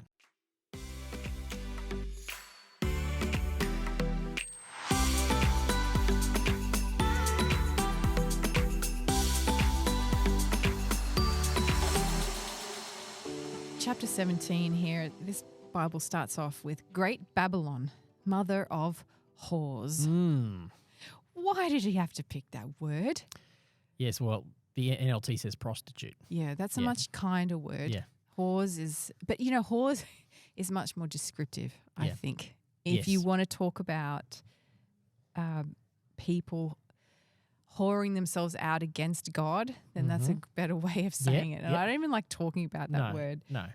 But It is a descriptive word, but we're about to see in a few chapters' time, we're about to see a marriage feast. We're about to see a marriage supper of the Lamb and the church, which harkens all the way back to the Genesis account. So God had always set up his account of his relationship with his people as a marriage. That was how it was intended in Genesis. That was the marriage. The human marriage was supposed to be representative of this relationship that God would have with his people. It uses marriage language all the way through. The book of Hosea talks about how the people had whored themselves out, and Hosea had to marry a prostitute. It was like acting out the way that God's people had turned on God. So this is why the language is so vulgar. And in fact, it's very much tamed down in the English in this chapter. Okay. Yeah. So it's tamed should I think of the whores as being a people who have completely rejected God, turned away, an empire who has rejected God? Yep. Yes. And in the process of doing that, has completely abused and dehumanized others in that process of living for what they want, their desire. The world empires say, I want to take for myself. So it's not speaking of a particular woman. No, she's representative of Even empire. though my brothers and I would say it's got to be this particular woman. this particular famous person at the time. Yes, Yeah. that's what we've all heard that. But no, this is a picture of empires. This is now the woman. In Revelation 12, we saw another woman who was representative of Mary or Israel. Yep. Or and Christ is born from that. And the serpent tries to attack that woman. It could be representative of Mary. I think I said at the time it could be representative of Mary, and it could be, but it's also representative of all of Israel, God's people. In the same way here, this woman could possibly be one person. He might have even had one person in mind. I don't know, but it's representative of, it's describing the systems of the world and the peoples in those systems as ones who have whored themselves out and have become drunk on the maddening wines of her adultery, immorality, it says. It's pretty vicious language. Yeah, it is. And there's 7 angels in this again, and it's the same ones who carried the 7 bowls. Yep, one of the 7 angels. One of the 7 angels, invites John down and says, come, I'll show you the judgment of the great whore who sits enthroned over many waters. Many waters, should I read that as many worlds, many nations? Where are the waters? What do the waters represent in the Bible? You just tell me. Chaos. Chaos, okay. Genesis account, seas, rough seas, chaos. Where did Chaos, yes. the beasts that we read earlier in the book of Revelation came up out of the waters. So the chaos representative of the dark. Jonah went down into the depths of the ocean to the chaos. So it's evil. It's the chaos theory. It's the worst of humanity, the worst of the world. That's what it represents. And she's sitting over that. I was going to say separation, but chaos is much better. And also because it's like there's this unseen stuff in the ocean. Yep. You know, scary things can come from it. Precisely. It's the unknown. It's the chaos monster, the sea monster lives. Sea monster, all ancient cultures had an understanding of the sea monster, and the Bible does too. Regularly refers to this beast that lives in the ocean, that in the chaos waters. That's what you're supposed to be thinking here. And when she's enthroned over the chaos. Yes. Does that imply that she controls the chaos? Or that the chaos worships her? I would probably argue the other way around. That it could be cyclical, but I think it's more that her life, her control, the empire is bringing about chaos into the world. That it's drawing on the values of chaos and evil, and it's bringing those into the world. And this woman is actually, through her chaos, it talks about how she's caused the blood of the martyrs. This system of the world has been so antagonistic to God and God's people. But in the end, she's going to have to drink the wine of her judgment that she's poured out on God's people. She'll have to drink that herself. Okay, and to clarify, the whore here, it's so funny using this word. Yes. The whore is not Satan. No. It is not the dragon. No. Is it the beast? Yes and no, probably. I think it's another metaphor for this fallen empire system. In this case, in the first century, it's Rome. Rome. So it's a group of people. Yes, it's a society. It's a society. It's a value system that is antagonistic to the ways of God. All right. A value system which is human value system, and they have gone about whoring. Yes. Okay. They have said, we aren't going to do what God says. We're going to follow the serpent. The serpent. Which is exactly what Eve did in the garden. What Adam and Eve did in the garden. We said, we're not going to do it God's way. We're going to do what the serpent says, because that's better. That looks good. That's the way I want to live. That'll fulfill me. That's what Rome did. So this is Rome. What you're saying there, though, is you're saying that our actions, our darkness, the choices that we make that hurt people, are actually, I'm confused. Inspired by the darkness, by Satan himself. Yes. And even if in this world we don't know it, we are actually inspired by him. Yes. Right. The systems of this world are inspired by him. The systems of this world, which we take on, but are also a part of us. Yes. Are inspired by him. So the buzzword right now in our society is systemic injustice. And he is the systemic injustice. And he is the cause of systemic injustice.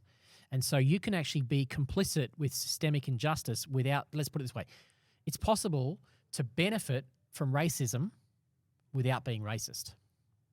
If I am benefiting from a system that is racist, I might not be racist myself, and I'd like to think I'm not, but I could still be benefiting from a system that has been built up upon racism.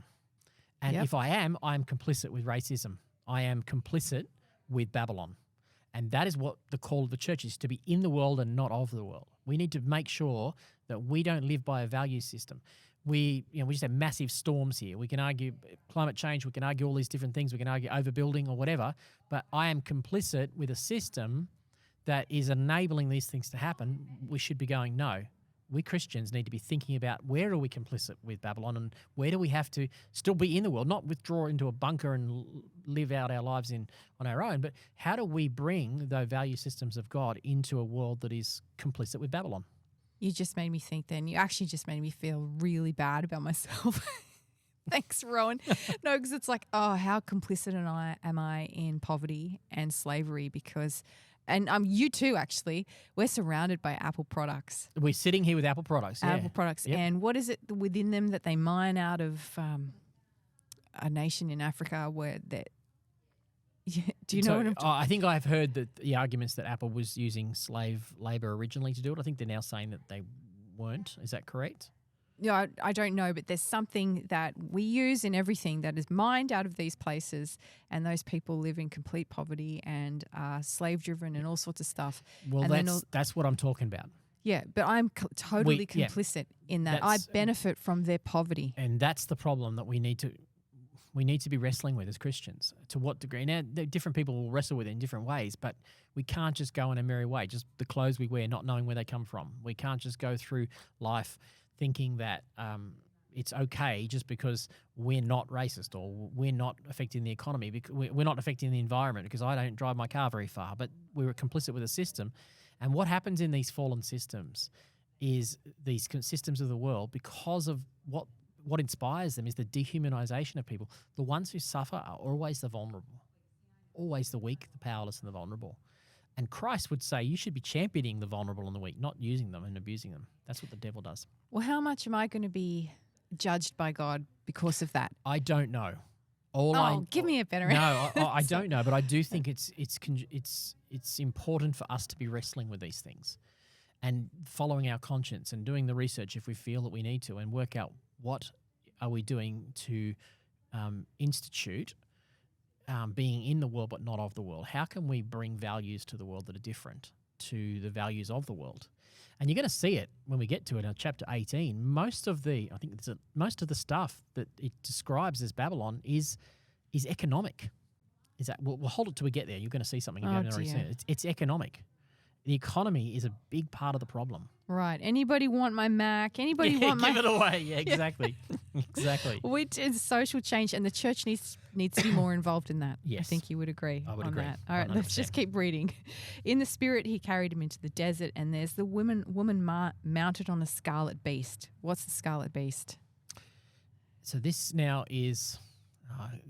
She's stuffed with blasphemies, 7 heads and 10 horns. Yes, so 7 heads and 10 horns is to do with the kings of the world, but it talks specifically, doesn't it, about there's no doubt to the first century they knew this was referring to the Roman Empire in that century, because it talks there are 7 hills that surround. Does it say she's on? It says in my version, the angel took me to the spirit in the wilderness. There I saw a woman sitting on a scarlet beast that had 7 heads and 10 horns and blasphemy. The woman wore purple and scarlet clothing and beautiful jewelry made of gold, precious gems, and pearls. What's that? That's a picture of affluence. That's a picture of economic indulgence. Yes. Okay. Yes. And allurement. Yeah, exactly.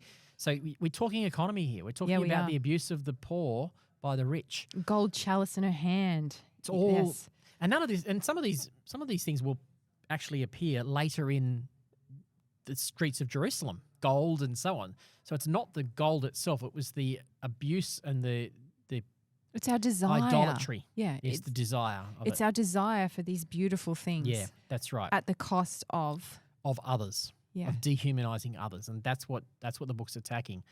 So this woman it's symbolic of the Roman Empire and all that it had at the time.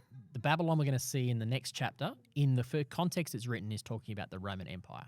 But it's also talking about the empires of today and all the empires that have ever existed since the Tower of Babel and onwards, really. And onwards, that will continue. That do continue until the end, yeah. All right, okay. So she is representative of that. And what's this name? There's a riddle name branded on her forehead. Great Babylon, mother of whores and abominations of earth, which is what you've just been saying. Yeah. I could see that she was drunk with the blood of God's holy people who were witnesses for Jesus, and I stared in complete amazement. Why are you amazed? The angel asked me. I will tell you the mystery of this beast. So he's about to interpret. Is he amazed at the beauty?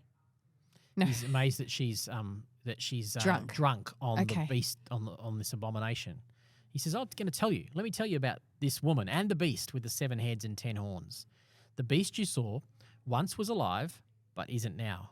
And yet he will soon come up from the bottomless pit and go to his eternal destruction. Is that is that Satan? Is it? I'm just asking. Yeah, because it's not mentioning the serpent, is it? No. The beast you saw. I'd have to do my language. You have to check. I think it's when you see beast, it's still talking about the human kingdoms. There may be a conflation of the two, but I think it's talking about this human kingdom. This woman sits, it's talking about kings. The beast you saw was once alive but isn't now. So there was this belief. This is why they say it's the second Rome. Yes. Oh, yeah. gosh. But there was this belief at the time because it's gonna list. This is one way to interpret this in its actual context in the 1st century. There was a belief that when Nero died, Nero would come back to life again, and Nero would actually come back and rule again. And Nero is, there was, if you take it starting with Caesar, or if you count the Caesars from Caesar Augustus, I think it starts with Augustus. It might start with Caesar, Julius Caesar. I think it starts with Augustus, Tiberius, and you list all these kings during the early 1st century, these emperors. You get to Nero, and then you get a multiple chain called the Year of the Four Emperors in AD 69, where all these emperors, one after the other, got killed off in quick succession. And so some scholars think this could actually be just specifically talking about that era. And it's this picture, which is anchoring the whole story in the Roman Empire. Everything you're about to read is talking about the value system of Rome and how it's coming under judgment. All right. Okay. It's complex, isn't it? But also every yes, that and nation. All the others. Yes. Yeah. Okay. Okay, so it's not that it's just Rome, it's Rome and. Mm-hmm. Right. All right. Okay. So I've got my notes here. She represents the world's enticements. Its wares and its stores, its treasures and pleasures, land and titles, allurements, as you said, desires, which are harlotries, is this one before all men. It's the seductive part of our world. 3 big ones. The 3 big ones. Sex, money, power. Yeah. You will find every one of those fits into one of those 3. So it's talking about that, not a literal woman being enthroned over the oceans or waters. Exactly, Jeanie. Yeah. Yep, that's it. I've got here as well, I wanted to say, some people say she's the tree of Eden. Have you ever heard that? She's the tree of Eden. Yeah, I haven't, but I see what you mean. She's enticing like the tree. Like you're talking about the tree of the knowledge of good and evil. Yes. Yeah. I wonder if that might be part of the picture. Yeah. Because it represents the same thing. It's now the choice to eat from that tree is now magnified across the nations of the world. Yeah. Yeah, I've got it written here. I don't know who wrote this because these are not my words. I should take proper notes. The lust of the flesh, the lust of the eyes, and the pride of life. Yeah, okay. Big 3. Yeah, which since the beginning has allured us. Yep. So that lust of the flesh, lust of the eyes, and pride of life is exactly what Eve was. It describes that way. It describes David and Bathsheba using those 3. It describes John. I think it's James actually calls them. Maybe James. Yeah, he names and comments in his writing. He says those 3. So nothing has changed since then to now. Nope. We are still just seduced by these big 3. By these big 3 lust things. Lust of the eyes, lust of the flesh, pride of life. Yep. Sex, money, power. Lust of the eyes is money. I need stuff. Lust of the flesh is sex, and pride of life is power. There you go. So this chapter is describing the judgment on that. Yes. Okay. If God is going to institute a new kingdom, he has to do away with the big 3. The big 3. Yep. And in a sense, it's the big 3 that come to fight against God. Yep. They are the 3 that put themselves up against God. Yes. So when the army comes, it's driven by the big 3. Yep.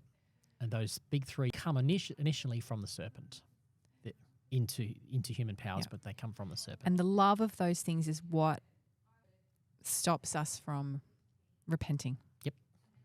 That's what it says. That's exactly what it says. That's the story. All this weird talk. Yep. The prostitute is the empire. Is the system of the empire. The beast is the emperor of the empire. The man at the top, if you like. He's the beast, the king.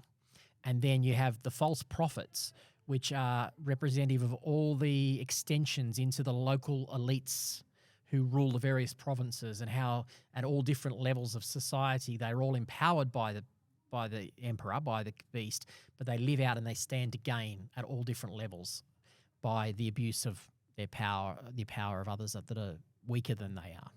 So does that make sense? It's like multiple. It comes from the devil into an empire and then spreads out and affects everybody in that empire.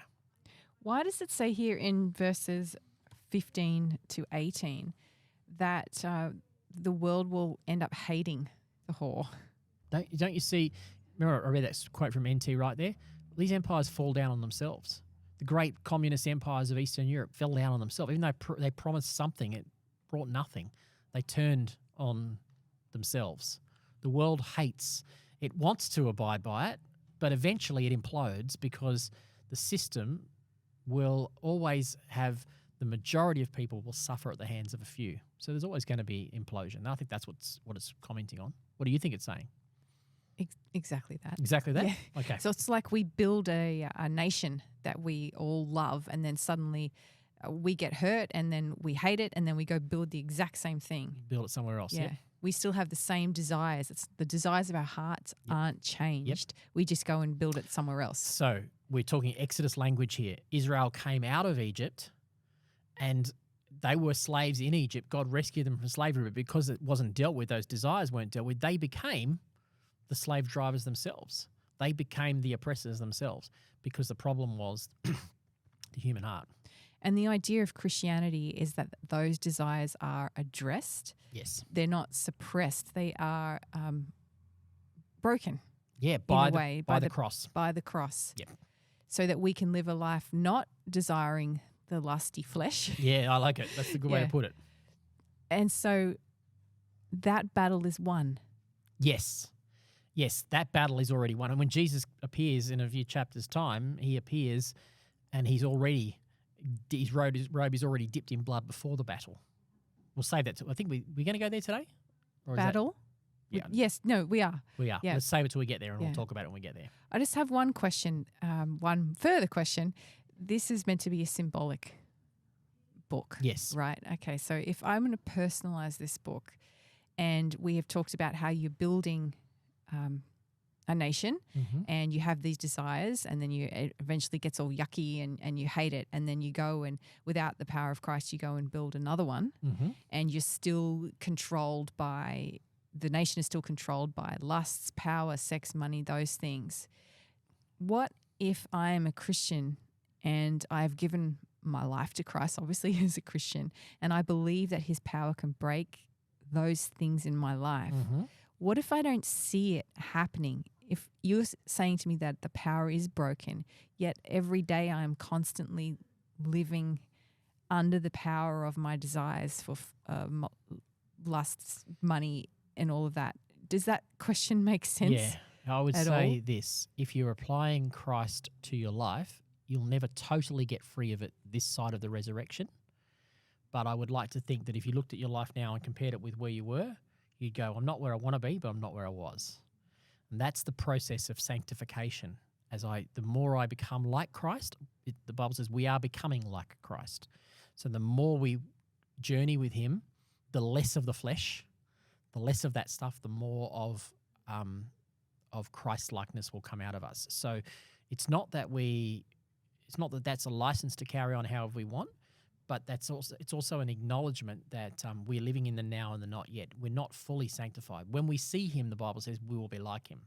When he comes again, we will be transformed in a twinkling of an eye. So we long for that day and we look for that day. And our job, we've talked about this before, our job is to try to make our state like our standing. That's the sanctification process, by staying close to Christ.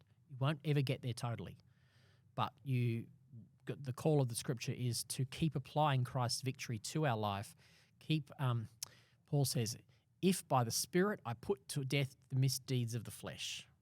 So how do we overcome sex, money, power, lust, etc.? We do it by the Spirit, by applying Christ's victory on the cross in faith over those temptations. We resist temptation by applying the victory of the cross.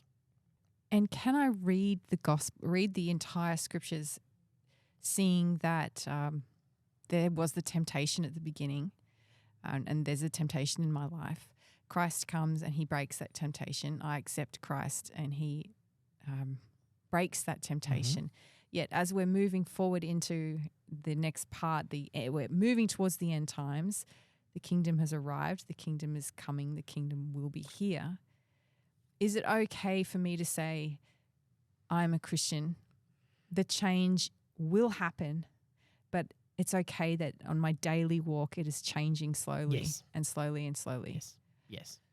Got to get comfortable with it. Did that make sense? Yeah, that question? I think I heard what you were saying. Is it okay to maybe the problem with asking the question the way you did is people could think, oh, it's okay, I can live however I want because that's true. I'm letting myself off the hook. No, if we're starting to let ourselves off the hook, there's a problem. But if there's an acknowledgement that I'm not yet there, but I'm on a process toward becoming like Christ, and my heart's desire is to be like Christ, then I think it's okay to recognize that. So the kingdom is coming and the ultimate transformation of me is coming. Yes. Yes. And we long for that while we still strive for that. We long for God to do the part that he will do to take away the sin desire completely. But in the meantime, we recognize that that power, that sin power has been defeated on the cross. And as a follower of Christ, I can apply that power in my life.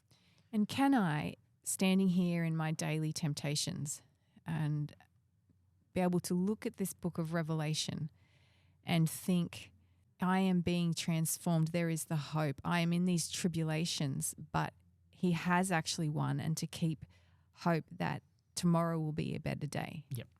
In those 7 letters to the 7 churches, there is rebuke where they are constantly falling short. One time Jesus says, repent and do the things you did at first, otherwise I'm going to come and take your lampstand away. Right? It sounds like judgment. Yeah, totally but it's actually an act of grace. It's like the fact that he's giving them advance notice. Hey, I want you to come back to your first love. I don't want you've forsaken your first love. Come back to it. So he's extending grace. Those seven trumpets and the 7 seals we saw, they weren't the end. We've just read the end, 7 bowls, but there was this sense of this grace being extended all the way through. God is offering us space to turn back to him and keep living for him day by day by day. As long as you've got breath in your lungs, the grace is still extended to you. See, what you're saying just those are the exact things that I have read into this book now that I have never read seen before. Me neither. No, me neither. No. I'm exactly the same. That's why it's exciting. It is exciting. I feel like for the first time as 30-something years of a Christian, I go, I can actually apply this book to my life. It's not just some fantasy fiction about the future. Yeah. It's revolutionary. It is. You could say it's revelationary. Yeah, it is. Right. Oh, you're so funny. But the fear factor is gone. Yeah. For me from this book completely. Yeah, that's great. Yeah, and when I was and the idea that it's okay, the journey is like it's not just going to end in the twinkling of an eye, like the Rapture series. Like I have to actually keep continuing on this faith journey. Yep. I don't give up because the end is going to come in a second and I'll be raptured. I actually every day I have to work through my temptations and keep hope and focused. Yep, focused on the future and focused on integration with society, not accommodation to society. Yeah. Well, that's chapter 17. Should we go on to chapter 18? Yes, let's. All right, chapter 18 is the fall of Babylon.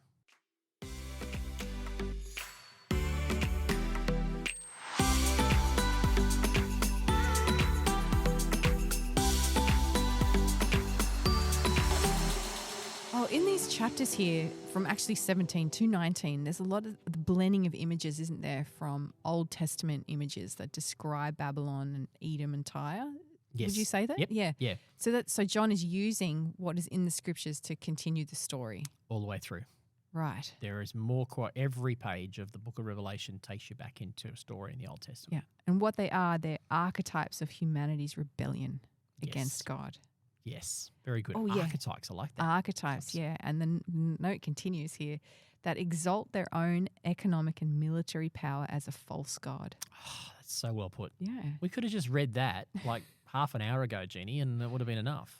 That's what I was trying to say. And they exalt their own, what does it say? Exalt their own power as God. Economic and military power as a false god. Yeah. And it's a portrait of human condition. And that Babylons will come and go leading up to the day Jesus returns to replace Babylon with his kingdom.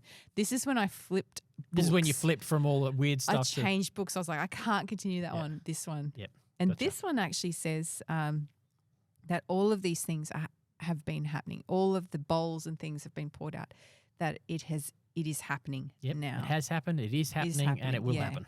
Yeah. Completely different to everything I've ever read in my life, that it will happen. Yep. So I basically copied and pasted a lot of this book, and I can't even remember the name of it, which is really bad. Yeah, this is so it makes it. But for my own interest, I was like, I need to keep that. It makes it is parody the right word? Yeah, I guess so. Like it's a parallel story. It's a type of writing. It's like C.S. Lewis. C.S. Lewis's Narnia Chronicles is a parody of life. It's a parody of the Christian gospel written as a different story. It's like that. That's how we're reading this. So it's full of rich imagery. All right, so just here we go. Following this, I saw another angel descend from heaven. So not the one with the bowls, Nope, a this is new a different angel. one. And his authority was immense. His glory flooded earth with brightness, his voice thunderous. And he goes on to declare, ruined Babylon. Great Babylon is ruined. It's a ghost town for the demons, a garrison of carrion spirits, garrison of loathsome carrion birds. All nations drank the wild wine of her whoring. Kings of the earth went whoring with her. Entrepreneurs made millions exploiting her. This is, again, the economic talk that and exploiting the poor, right? Okay. And then there's this other shout of heaven. So the book flips, doesn't it? A little bit. Get out, my people, as fast as you can, so you don't get mixed up in her sin, where it's gone to declaring ruin. It's now like a warning. Yes. Get out as fast as you can so you don't get mixed up in her sins, so you don't get caught in her doom. Her sins stink to high heaven. So when it's saying get out, is it you thinking literally run out of Rome, or are you thinking? I don't know. I think what it's saying is get away from Rome's systems. Come out from the systems. Because it's not Rome, it's not just the city of empire. And the Roman, this never really happened to Rome in this way. Yeah, they got sacked by the Visigoths, so on and so forth. But the Roman Empire system continued for another 1,000 years, continued to 1400. So 1400 years after this, it continued. This has got to be talking about get out of the system. Jesus will use stern language and he'll say, if your eye causes you to sin, gouge it out. He's not talking about physically gouging it out there. He's talking about, remove that temptation, remove that system from your world. That's what it's talking about here. Get out from her way of life, from her economic systems, her value systems. Warning. I mean, the whole book is a warning.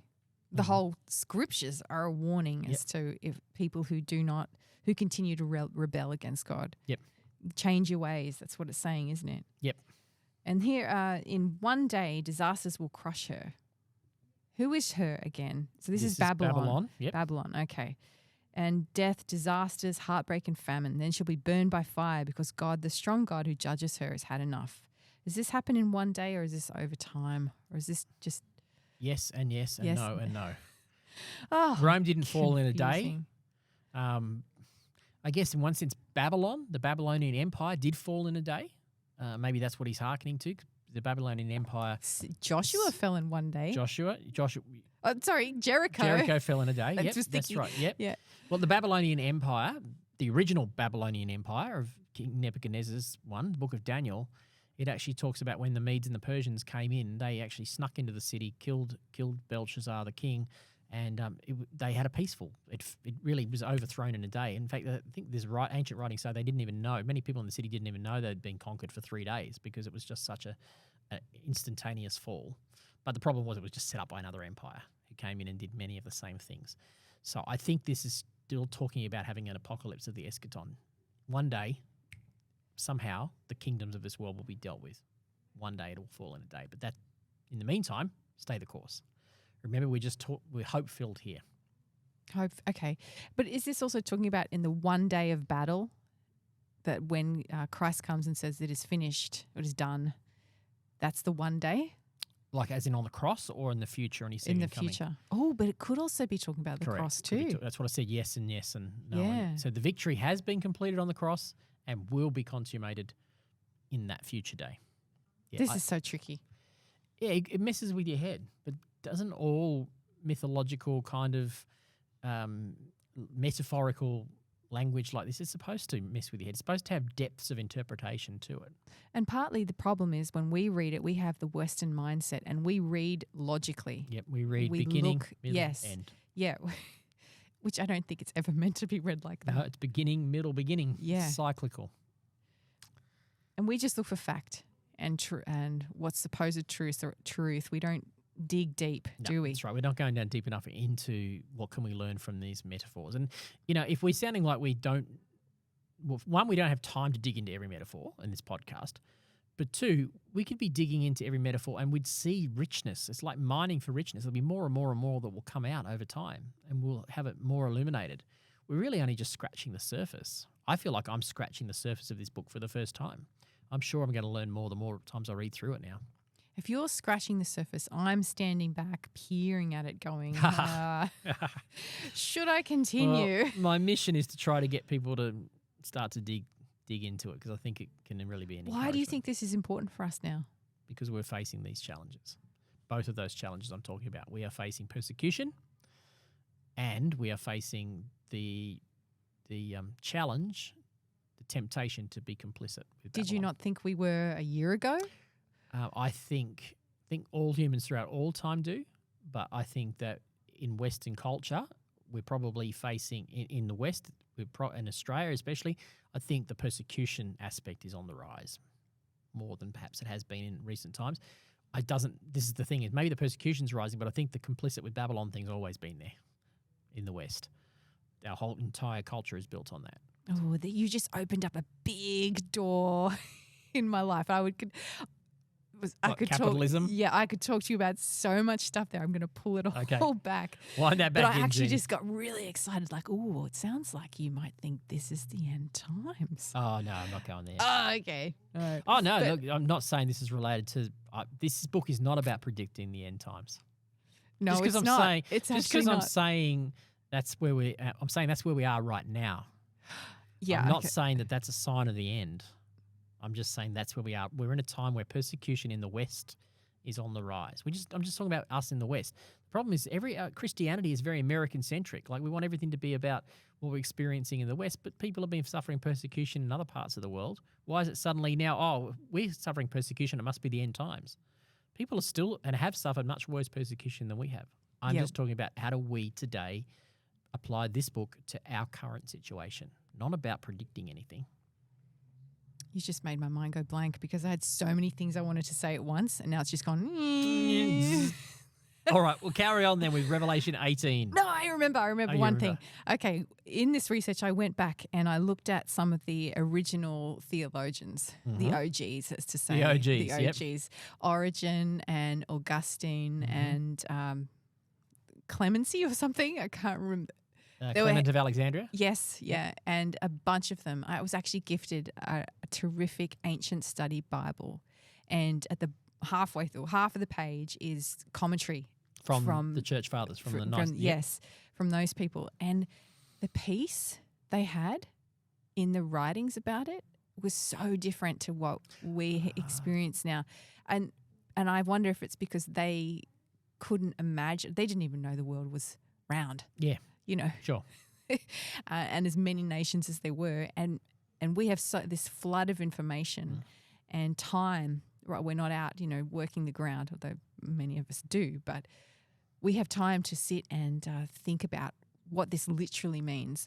But they were so peaceful, God is bringing things into His plan. And so, was it more that they weren't trying to obsess over trying to fit it all into a timeline? Yes.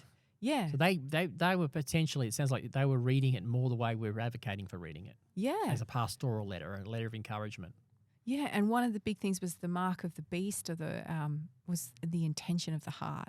They talked about we are marked by His blood. Yes. And it was not at all literal. No. And it was so freeing to read. Yeah. They had all these deep thoughts. You don't have to worry about a microchip being implanted into your hand. Yes, that's right. Yeah, that's right. Microchip, come on. You're so 10 years ago, 20 years ago. That's so 10 years ago. Yeah. Don't you mean something just injected into our blood? Yes, that's right. Some nanobots now we've been talking about. Nanobots, yeah, that's right. But they were confident in the hope that Christ will return, and what they focused on was living for Him now and the joy that you should experience in the tribulations because you're suffering for Christ. And it was revelationary. Yeah, it was revelationary. That's a new term, isn't it? Yeah. Revelationary. I like it. Yeah. It was extraordinary. Yeah. And I thought, why have I lived in this world of this hype and stress when they didn't? Why am I bothering with worrying about this stuff? That's great, Jeanie. That's good. I'm going to have to go and see what the church fathers had to say about Revelation now. I'm intrigued too. Because they were living in a time when persecution in the early stage of the empire, early stages of the Roman Empire, and those that were living pre-Constantine were living with massive persecution.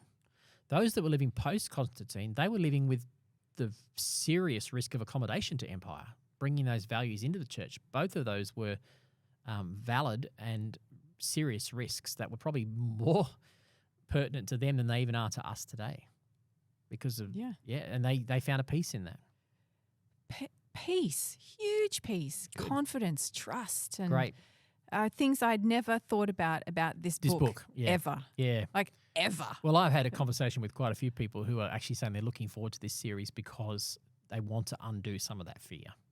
People who've lived with that fear and I'm telling them that's not what we're going to get. We're not. Don't worry. I'm on a mission not to make you fearful. I'm on a mission to make you excited about this book. Turn it around. And people are going, I'm so looking forward to hearing that. Well, I am that fear factor person. Dreams of rising up in the rapture and then sinking down, down, down. And then I ask questions like, but will there be a second? Will there be a second chance for a rapture? A second such a chance. deep thinker, Jeanie. And so it has greatly affected me. And so I came today to this podcast just very nervous, and because I am being so confused.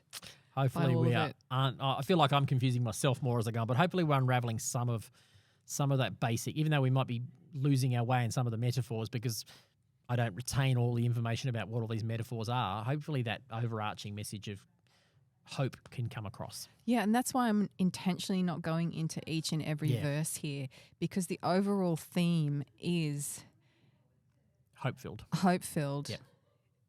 Jesus wins. Yep. And you are valued. Yep. And don't worry. No, that's right. Yeah. He will give you robes of white, and he will vindicate you in the end, and in the end you're going to see the victory. That's hope.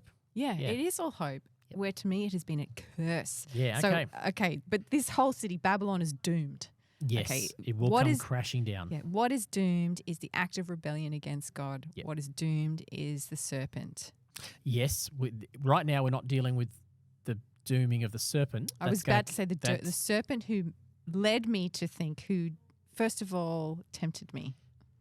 Yes, but that serpent right now, Fall of Babylon, we're not dealing with the serpent yet. Yes, the serpent, no, we're not. We're not. We're dealing with the human system. Yes. That's how you have to read these chapters, 17, 18, and I think it's 19. You have 16, 17, 18, thereabouts. You have to be dealing with, you're dealing with the fall of the human system. Then we will deal with the spiritual force that gives life to that human system, that animates that human system. That will come. It's going to come in the next couple of chapters, but not yet. This is the human system falling here, the economic systems of the world. Okay, and so in these end times, that is literally meant to happen, right? Yes. Okay. Eventually these systems are so empowered by the enemy that they'll have to come crashing down. How will God's kingdom reign when rich oppress poor? When those values, the sex, money, and power come to the fore, they have to go. That's what's happening. So we're talking about a world that has loved money now finds itself in economic crash. Yes. Massive crash. Yes. Because Christ wants to expose our love, and he wants us to repent. Yes. Right? Yep.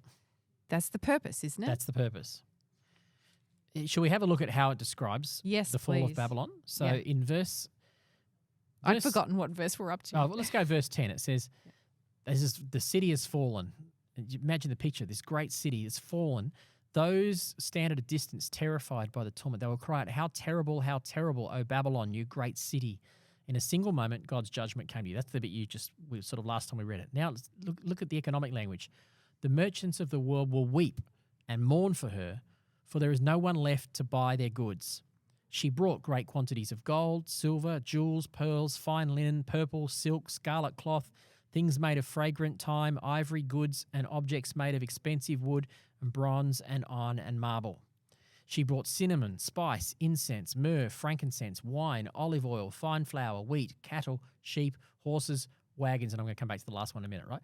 All of those ones are basically objects that would have come from across the entire known world, from as far as India to the western side of the Roman Empire and down into Africa. Basically, the entire known world. This was what Rome was doing. It was trading in all of this stuff. How did it trade in this stuff? The answer is the last question. It listed all these economic things, and it says, and bodies. That is human slaves. What does your version say? I had a question there. What does this sentence mean? So I'm so glad you brought that up. Mine says, and slaves, their terrible traffic in human lives. Okay, so how was this entire economic system of all this wealth, all these cinnamons and spices and woods and finery. How was that whole economic system set up? How did it run? It ran on the back of dehumanizing human beings. That was the problem. The entire Roman economic system ran on slaves. The few at the top abused the slaves, dehumanized them, and that was the downfall of the economic system, which is back to our question about Apple products and all this. This is why this is pertinent to us. And it's that last line that's the clincher. You cannot have nothing wrong with all that finery. It's going to be we're going to see it all in Jerusalem as well. We're going to see it in the New Jerusalem. It's just that these fineries won't be trafficked on the back of dehumanizing human beings, of rich oppressing poor. And we can talk about the fact that there is human trafficking going on today more than ever. Slavery, we can talk about that. But even if we don't talk about slavery per se, we can talk about the fact that our banking systems are set up where the few at the top of our banking systems live off the poor. We can talk about the fact it's in the news article today about Coles and Woolies and the way that their system is set up to to abuse the farmers and all that. This is how real this problem is. It has to be dealt with if we're going to see a new creation. It's those Freemasons and the Illuminati, isn't it? Oh, yeah, it's always their fault. Yeah. You were waiting to say that. But it hasn't changed, It hasn't changed. But it's exactly the here's same. the problem. It's easy to blame it on the Illuminati. It's easier to. Did not expect you to say that then, but anyway, go on. No, well, this is why, because this is what I see the conspiracy theorists do. We can blame it on the Illuminati. We can blame it on the Freemasons. We can blame it on all these people. We don't take any responsibility for it. And also it gives us some sense of control. If we can go, I know why this bad stuff's happening in the world. It's all their fault. It's all that people group's fault. It's all Benjamin Netanyahu's fault, or it's all Donald Trump's fault, or it's all Joe Biden's fault, or it's all whatever. If we can blame other people, we can have a sense of control. And rather than looking inward and going, where am I complicit with these Babylonian powers, these luxuries? That's what we should be looking at. It's like blaming the Freemasons while still enjoying their beautiful buildings. Precisely. Yeah. Which there are beautiful buildings. That's right. Exactly. It's like blaming the banks while we're living in luxurious houses. The bank might be charging exorbitant rates, might be doing things, but there are other people who aren't living in exuberant houses. So I'm just using it as always. There's always a point to look inward and go, where am I this? Is that what Christianity wants us to do? Look inwards and see how accountable we are so that we can change? Yes. And how we can, by living differently and living under a different value system, we can be attractive to some others in the world that they would join that. So this whole idea that Christianity and capitalism work together. Sorry, did you see my derision chuckle there? Yeah, but it was meant to. But there are some people that are going to go to a rabbit hole, but some people who think they are deeply connected. And Western American evangelicals are convinced that capitalism is the only economic system of the world. Yes, and so is this little section in the book here telling us that actually they're not connected because they shouldn't be, because power, money, God should be separate. I did not ask that well at all. You can see I get so confused because of all the stuff going on. You can pick any ideology in the world and it has its positives and it has negatives. I'm going to upset a few people here. Communism, socialism has positives. However, human behaviour gets in the way. The idea of utopia sounds amazing. It does sound amazing, right? It's very seductive. It's seductive. At the other end of the spectrum, let's take World War II, fascism, or Mussolini. Hitler or Mussolini. It had a sense of idealism to those people, that the message was there. You're going to be successful. It's attractive. That's what the right side of politics, that's the right ethnic view, the view does. You can trace this to all other any kind of ideology that has positives in it. That's what makes it attractive. The problem is not the ideology. The problem is human sin that hijacks any ideology and overlays it with, how can I manipulate these people? How can I get power out of these people? How can I use these people? And you see it on the right, you see it on the left, you see it in the middle, you see it with different ethnicities, because the problem is the human sin has not been dealt with. You said that brilliantly. All right. Should we keep going? Yeah, should we get going? So everything you've lived for is gone. All delicate and delectable luxury lost. Not a scrap, not a thread to be found. The traders who made millions, they cry, right? Of course they do. Yeah, they cry. So they've just had the biggest GFC of all time. Yeah, and it continues on with this doom and gloom. The city's doomed. I'm going to skip down here, verses 19. All who owned ships and did business by sea, got rich on her, getting and spending, and now it's over, wiped out in 1 hour. Oh, heaven, celebrate. There's a shift in tone here. And join in, saints, apostles and prophets. God has judged her. Every wrong you suffered from her has been judged. Yep. It's meant to be. It's good news. Good news? It's good news because most of the people in heaven have suffered at the hands of the empire. Those that have been martyred. So it's saying you rejoice now because the new kingdom is about ready to come. You just made me think then, how I'm buying my Apple products. I feel like I'm suffering under Apple because I can't live without the stupid things. Yeah, and that's going through the courts right now. Is the people are holding, the basically Apple are go through courts because they people are saying you've created a monopoly. You've created an unfair economic system there where anytime someone creates an app, you now create your own app version of it. So you are monopolizing the economy. Apple are very much at risk of doing this, but so is every other economic system. So are the supermarkets. So is everybody because it's human. It's a human problem. You didn't make me feel any better then. Nope. No. Don't think you were trying to. No. Trying to point out the problems with our fallen systems of this world. So heaved and sunk the great city Babylon, sunk in the sea, not a sign of her ever again. Never again. So this is it. Babylon has been dealt with. Okay? This is not yet, but this is the picture of what will eventually happen. This is what we're holding out to. And in case we've just forgotten, who is Babylon again? The empires of this world that are allied against God with their vicious, cruel, usury economic systems and unjust systems. Okay, so it's not speaking specifically of the sin in my own heart. It's speaking of that. Yes. Just want to clarify because we're talking. Yeah, I'm shaking my head because I'm going yes and no. I mean, the systems of this world that we're talking about, the Babylonian systems, only exist because of the sin in my heart. Does that make sense? They don't exist because of the sin in the human heart. It's just that you put enough people together and that's how it magnifies up to a societal or an empire level. But it's not only talking about the sin of my heart, it's talking about the systems of this world, but it should make us look inward at the sin of our heart as well. All right. That's a really good answer. Mm-hmm. Okay. So we just keep going. Her traders robbed the whole. It's basically just. It's just a poetic saying it again. Justice, a poetic poem of judgment against Babylon. Yeah. So that's probably the end of chapter 19. Yeah, it is. All right. So we'll go to chapter 18. That was now 18. We're going now we're going to 19.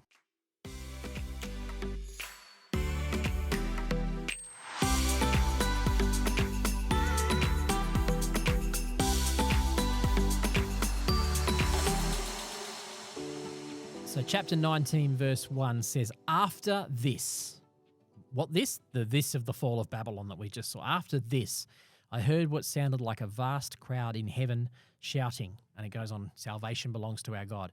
The picture is, chapter 18 was the fall of Babylon. I talked about this with Phil. It's like this whole book of Revelation is seen as a 6-scene play.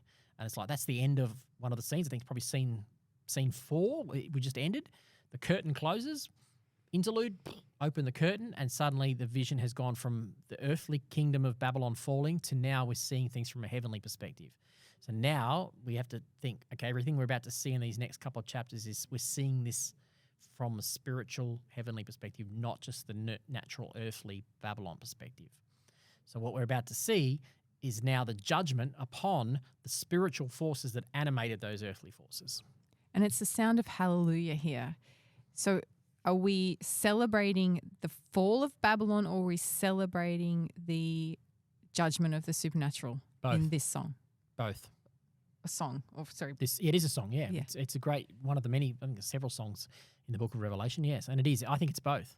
Salvation and glory and power belong to our God. His judgments are true and just. He's punished the great prostitute who corrupted the earth with her immorality. Well, we know that's a pronouncement there of God's victory over the Babylon. So I guess the answer to your question is maybe that those first few verses is specifically talking about God's victory over Babylon, not so much the spiritual stuff that we're about to read.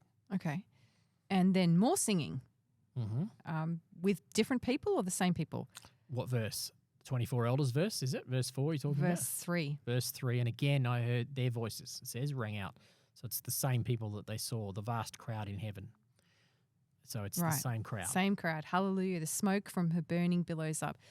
So what it's saying is we will be so glad for the demise of Babylon, the oppression as we see it, that we will be celebrating this. And I'm looking forward to the day Babylon dies in me. I mean, I wrestle with temptation. I wrestle with the ugliness of my own heart. I'm looking forward to the day it gets killed in me. I don't fight Babylon anymore either. What a day it's going to be when I don't face that. So I'm going to rejoice over that, not just rejoice at the judgment of others. I'm going to rejoice that Babylon will be judged in me, and I'll be free of it. So it's freedom. It's talking about freedom here. Yeah, in a big way, in a massive cosmic scale way. And then there's these 24 elders. Mm-hmm. Okay, so first of all, the mass choirs in heaven, are they angels or are they humans? Dead humans or alive humans? I think we need to see the heavenly throne room, which we saw in chapters 4 and 5 when I chatted with Phil Weirden. There's a picture of angelic beings and those that are with the Lord, the human beings as well. They're combined there together. Okay. This particular case, the 24 elders, there's conjecture about whether they are 24 angels or whether or not they are 24 human beings, and they have different perspectives on that. I think you could view it as 2 lots of 12. So there's representing the 12 tribes of Israel, the old covenant, and the 12 disciples, the new covenant. So is it representative of God's people? I think that's the view I would hold. But not everyone does. Some people think these 24 elders are somehow these are angelic beings. Got a question for you. That's nothing really to do with this, but something I've always thought about. The 12 disciples in the end, and Judas Iscariot betrays Jesus. And then they appoint the other one. I can't remember the name right now. Joseph Barsabbas, yep. So if this is the 12 disciples, is Judas in this or the other guy? Okay. I think it's not. I think it's symbolism.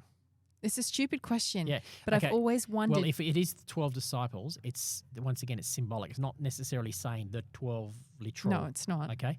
And I would argue, I think a lot of scholars would argue that the 12th disciple, the 12th apostle, is actually Paul. Yes, okay. That makes even more sense why I can't remember the other guy's name. Yeah. And Paul. Because that was their best effort at trying to fill the gap, but God always intended for Paul to fill that gap. I think that's what scholars will often say. Do you think Judas is in... Where is Judas? Oh, now we're getting into a complicated one, aren't we? Yeah, it's just bothered me for a lot of time. And I bet you some people listening to this are going, what happened to him? What happened to Judas? I wouldn't be surprised if he is with the Lord. Yeah, I think so. Yeah, I would be surprised if he wasn't, because Jesus does say some pretty, it'd be better for him not to be born. It's just some pretty harsh things. Woe to him. He does. It'd be better than not to have been born. But there's an element of remorse. He went back to the priest and said, I'm remorseful. So that's probably where I go, I'm just glad I'm not the judge. So I have compassion on Judas because I question, would that have been me? Yeah, and I think you're supposed to. And I think you're going to see that played out in The Chosen. They're doing a very good job of introducing Judas in the last season or two, and I think you're going to see that you're going to see the internal struggle that Judas went through, and that his turning on Jesus was ultimately a disappointment because Jesus didn't turn out to be the kind of Messiah he wanted him to be. Yeah, I understand that. And I think that's what goes inside all our hearts. Yeah, but here is Christ about to come as the Messiah that we all wanted him to be. We all wanted him to be, yeah. Yes. Well, yes, he's going to come and bring about that overthrow, but it's not going to be the overthrow of Rome. It's going to be the overthrow of Babylon, the system. The system. Yeah. Okay. Right, and then there's from the throne, there's another shout here in verse 5. Praise our God, all you servants, all you fear him, small and great. And then John hears a sound of massed choirs. This seems to be bigger than the other one. Yep. Sound of a mighty cataract, the sound of strong thunder. Hallelujah, the master reigns, our God, the sovereign strong. Let us celebrate, let us rejoice and give him the glory. And here we have the marriage. Yeah, now we're getting to the marriage. Marriage. The marriage of the Lamb has come. His wife has made herself ready. She was given a bridal gown of bright and shining light. The linen is the righteousness of the saints. I just want to say this. This is 4 little lines here, or 5 little lines in the message. But this is the entire point of the Bible. Yes, the marriage, the bride of the Christ. Yes. Okay. This is. You think it should be given more? It should be at least a book. Right. You know. Well, but it's loading up all the Old Testament references to this. Yes, it is. But you can miss this. Oh, yes. If you don't know it, you'd miss it. Yeah, I missed it. Right. Okay. I missed it. A few years ago. Yeah. But this is it. All these books point to this marriage, point to the relationship, as you're talking about, the man and woman, God and his bride. This is it. This is it, summed up. This is what God was waiting for. Jesus uses it all the way through his parables, the analogy of the wedding supper and all that it's all there. And if this is it, if this is the big thing, then why do we have these other chapters of going through so much detail, I suppose, and then just these tiny little verses here? That's a really good thought. I don't know why. Why you think it would? Well, actually, no. I think we're going to see the consummation of this is Revelation 21. Again, a short chapter at the end of the book. Yeah, it is a short chapter, but it's cycling right back to the beginning of the book. It's Genesis 1. It's cycling all the way through. Yes, the creation yes. story. Yes, I know what you mean. I don't know why you're saying why isn't there more given. Here's a thought. We think beginning, middle, end, right? Could it be that you get to 21, the new heavens, the marriage supper, the new heavens, and it's like the story is getting now the beginning of the story happens. Now the real story happens. Begins. That's a good point. Again. So I quoted this to Phil. There's a scene in the Battle of Minas Tirith in Lord of the Rings in the Return of the King, the third picture, and they're sitting there and the city's being overcome by darkness. The dragons and all this sort of stuff are attacking the city. And little Pippin says to Gandalf, I didn't think it'd end like this. And Gandalf says, end? No, it doesn't end here. He basically says that, the curtain will be pulled back and then you'll see it. Fields as far as the eye can see, as green as anything, and cool breezes and streams. And he paints this picture that's on the other side of death. And Pippin says, that doesn't sound so bad. He says, no, it's not. And I love that because I think that's the picture, is that it's an invitation into another story. It's not like the end of the story. The picture we want to get is that the story actually really begins again at that point. And what you're saying there, it's like this is the redemption. Yes. You are redeemed, but you aren't just redeemed. You are redeemed for something. That's right. You're not just redeemed to float around on clouds and play harps. That sounds awfully boring to me. We are redeemed for a richer, deeper story, Yeah. A new beginning. Yeah, I just wish it would have at least given it a chapter. That's fascinating. Okay, I know. I can. That's worth meditating on as to why it wasn't given more. If we're having this apocalypse of the eschaton, we're reading.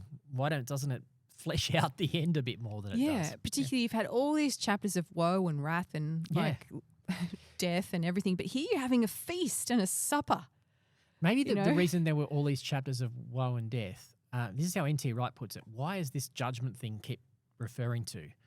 And he says, could it be that in order to be able to be a righteous judge, God has to allow the devil to do his worst so that the devil can't ever come back and say, I wasn't worthy of that judgment. So what we're seeing here is the devil throwing the worst at everything he can. The powers of this world throwing their worst at God and continually throwing their worst at God. So that then we get the impression, because we see how wicked these forces are, that we get the impression then that the justice and the wrath of God is justified. So God is allowing it to come to the top over so many chapters so that he's justified in his judgment of that. And then the short couple of chapters about the new story. And could it be that for God's judgment to be just, warranted, he has to allow for multiple warnings? Yes, I think multiple explanations. Well, whether it's even just chance or it shows to repent. Does it show his compassion maybe to some degree. You know what I mean? It shows his which part? His compassion. It shows his compassion that he continues to allow this judgment to come out because he's offering compassion for repentance. He's not just saying, right, that's it, you're done. Like I said with Pharaoh, he gave him multiple chances to repent before he actually went, well, Pharaoh, if you're not going to repent, then I'm going to use you for my purposes. So as we see every kingdom built and every kingdom fall, it should be a warning to us, a reminder of God and to repent. Yes. Yep. It's like he's calling us. See this? All those things that you've loved and you've devoted your life to, they're gone in an hour. Yep. In a day, in an hour, they're gone. Yep. And they were ultimately only going to destroy you anyway. So if you want true life, I have to destroy the things that were trying to destroy you. I have to remove them from your life Remove them. so that you can see me. And that's judgment. That is judgment. Yep, that's right. Yeah. But again, just one more chapter. Yeah, that's interesting you say that. And here, so it actually says here in verse 9, the angel said to me, write this, blessed are those invited to the wedding supper of the Lamb, he added. These are the true words of God. I fell at his feet to worship him, but he wouldn't let me. He falls at the feet of the angel. And the angel says, I'm a servant just like you and like your brothers and sisters who hold to the witness of Jesus. The witness of Jesus is the spirit of prophecy.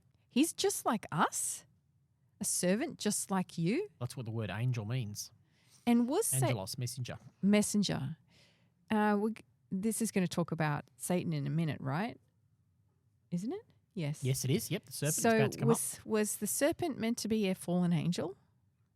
Well, yes. I think the common belief of the Jews at the time was that the serpent was a fallen angel. Yes. He had led a heavenly rebellion, a spiritual being rebellion. Just one with an army of that's fallen kind of angels. Yeah, I think that was the standard understanding of Jews at the time, was that there was this heavenly rebellion that took place at some point, some undetermined point. And it probably took place, we don't know when in terms of time, but probably before let's put it this way. It seems to have had to have happened prior to Genesis 3, because by the time we get to Genesis 3, the serpent is on the earth in just trying to deceive the humans. So this heavenly rebellion has already taken place before the earthly rebellion takes place. And this heavenly rebellion is actually the animator of the earthly rebellion. Wow. Okay. I think that's how the Jewish scholars would recognize it at the time of Christ. At the time of the book of Revelation. So when this angel says, I am a servant just like you, what does he mean there? That he also worships the Lord. Worships the Lord. He's not equating himself with us? No. He's saying that you're a servant of the Lord and I'm a servant of the Lord. But actually angels are serving us. So the angels there to serve the humans. So the angels are ministering. Hebrews says they are ministering spirits sent to serve those who will inherit salvation. Are you saying angels serve us? Yes. That's what Hebrews says very clearly. Why? Are not all angels ministering spirits sent to minister to those who will inherit salvation? Is it just me, or are you getting the sense of how valued that's it. we are? Yep. Isn't that cool? Yeah, here's an angel when we think of them like as powerful and like all this stuff, and they but get an the angel greatest going joy out of serving us. Because I don't think they serve us because they love us, or they serve us because of God's love for us. How about both? Ooh. How about they serve us because it's their joy and delight to serve the Father's will, but they serve us because they are filled with that joy and delight, and they joy and delight in seeing humans flourish. You know, we just did, and I'm lost for words here because I just had this really bizarre thought, which is not uncommon. But the last podcast I did with you on the book of Mark, I kept asking, who is this man, Jesus? This book here makes me ask, who are we? Who are we? Who are we? Who are we? That we are. That's what Psalm 8 says. Who are we that you are mindful of us? The Son of Man that you care for us, that you made him a little lower than the angels. And Hebrews picks up that quote as well. That's Psalm 8, picked up in Hebrews and quoted several times in Hebrews. Who are we? Who are we that a white horse and its rider here in verses 11? Let me point something out before we get there. Oh, please. Now, this is extra biblical. This is not saying this is... Is this a mishpat? What are they called? What are they called? This is coming from a common prevailing view I think it's probably in the book of Enoch, but a common prevailing first century view about the origin of Satan. That the origin of this serpent was that there was a fallen angel. But there is also a view that people will ask, naturally they'll ask, well, okay, well, why did Satan rebel? Why did the accuser rebel? What was about this angel that caused him to rebel? And it's actually, I'm not saying this is true, but it does make a lot of sense to me. Based on what I just said about, if you assume from the biblical account, it seems like this heavenly rebellion has already taken place before the earthly rebellion. There was this view that the reason that Satan rebelled was precisely for what you were just saying. Because jealousy. What's wrong with us? Why do you need to create these inferior human beings? What's wrong with us? Aren't we enough for you? And that actually is that inner sense of insecurity and jealousy. And he rebelled against God because he thought he knew better than God. He goes, we're the crown of creation. We're the most powerful ones. What's wrong with us? And he didn't like the fact that God was about to elevate a natural being, a being of the flesh and the spirit, because they're just spirit, a being of this earthly stuff. He didn't like the fact that he was about to elevate us above him. And so he rebelled. Now, well, I'm not saying that's biblical. It actually makes a lot of sense to me. If that's the case, I would not be surprised. Let's put it this way. I would not be surprised at all if that was the root of Satan's rebellion. And hence the hatred towards humanity that would cause him to launch an attack against us. Because he feels unloved. Because he's unloved and jealous. He feels unloved and jealous. Do you realize how diminished you just made the strong man in my eyes? Yeah. Yeah, it makes him feel weak and pitiful, doesn't it? And you've just made me feel compassion, which compassion to the enemy. Well, that shows your compassionate heart towards, yes. The problem is you've got to recognise that that he did it fully knowing that he did it. Not from a sense of deception. He deceived Eve, but he did it fully knowing what he was doing. That is just mind-boggling, what you just said, because every time I've read about the end times, it's just these chapters. I should stop saying the end times, I think, but to read this, I have read it with the thought, the belief of the power that Satan has, that he is the most powerful being on the planet, that he owns the nations, that he causes all this chaos and strife. Yet, you just putting it to me that he is a creature insecure and jealous of humanity. Yep. Doesn't mean he's not powerful. That's the thing. That's what you got to remember. It doesn't mean he's not powerful. He has power. But in comparison to Christ. Because in comparison to us, we have authority. We're not given power over him. We're given authority over him. What's the difference? The best way to describe that is that I've ever heard is, let's say out here on Lawrence Hargrave Drive, there's a truck coming down the road, and there's a person crossing the road. Now that truck is more powerful than the person crossing the road. Okay, so if I stand out there and try to get the truck to stop, that truck doesn't have to stop. I put my hand up and want to stop that truck. That truck doesn't have to stop. He can run over the top of me if he wanted to because he's more powerful than I am, right? Now, a police officer puts on their uniform and they stand out in front. Is the truck more powerful than the police officer? Yeah, the truck's still more powerful than the police officer, but why will the truck stop? Because of the authority that has been delegated to that police officer in that uniform. You and I have delegated authority. Jesus says, behold, I give you, Luke 10 verse 11, I give you authority over all the power of the enemy to trample on snakes and scorpions and nothing will ever harm you. So it's the authority we have. He is still more powerful. We should recognize the serpent is powerful, but our authority trumps his power. Is this why Gandalf jumped off into the jumped off into the Balok or whatever it is? Yeah. Yeah, I guess so. Yeah, he took authority. He took his authority in that moment. Yeah, and he became out the other side stronger. Thou shalt not pass. Yeah, he used his authority. Yeah, that may be what the point is. He was using his authority. But Gandalf was affected by that battle, but he came out all the wiser and whiter and stronger. Yeah, whiter and stronger. You got it. Yeah. I wonder if that's what's going on. Oh. Yeah. All right. I know there's a little side there, but I just think it gives a bit of perspective. It wasn't a little side. That was huge. Well, we've just seen the fall of Babylon. So if you think about the fall of Babylon as being the reversal of Garden of Eden, getting ready, undoing. The fall of Babylon, the reversal of Eden. Yes, okay. The reversal of the fall of Eden. Fall of Eden. Yes. Okay, so the fall of Babylon had to happen to get the institution of Eden. We're about to see in chapter 21 the reinstitution of the new Eden. Now, we've dealt with the fall of the human rebellion in Babylon. Now we're about to deal with the fall of the serpent behind, or that preempted the fall of the human fall in Eden. I think that was a mouthful. I'm just going to say yes. Okay, let me just try one more time. So there's a fall. There's a heavenly rebellion. I'll use those words. There's a heavenly rebellion before the earthly rebellion in the book of Genesis. Right. Okay. And now God is going to put everything right in reverse order. He deals with the earthly rebellion with the fall of Babylon. Now he's going to deal with the reversal or the overthrow of the heavenly rebellion. Makes perfect sense. Yes, perfect sense. I just had to think it through a bit more clearly. Okay. So heaven opens wide and, a white horse and its rider. The rider named Faithful and True judges and makes war in pure righteousness. His eyes are a blaze of fire. On his head, many crowns. He has a name inscribed that's only known to himself. He is dressed in a robe soaked with blood. That's his blood, right? Yes. And up to this point, we know who this is because he revealed himself with very similar language at Revelation chapter 1. With blazing eyes and that's right. fire. We know this something. is Jesus. This is Jesus. Yep. But this is the reference to his robe dipped in blood.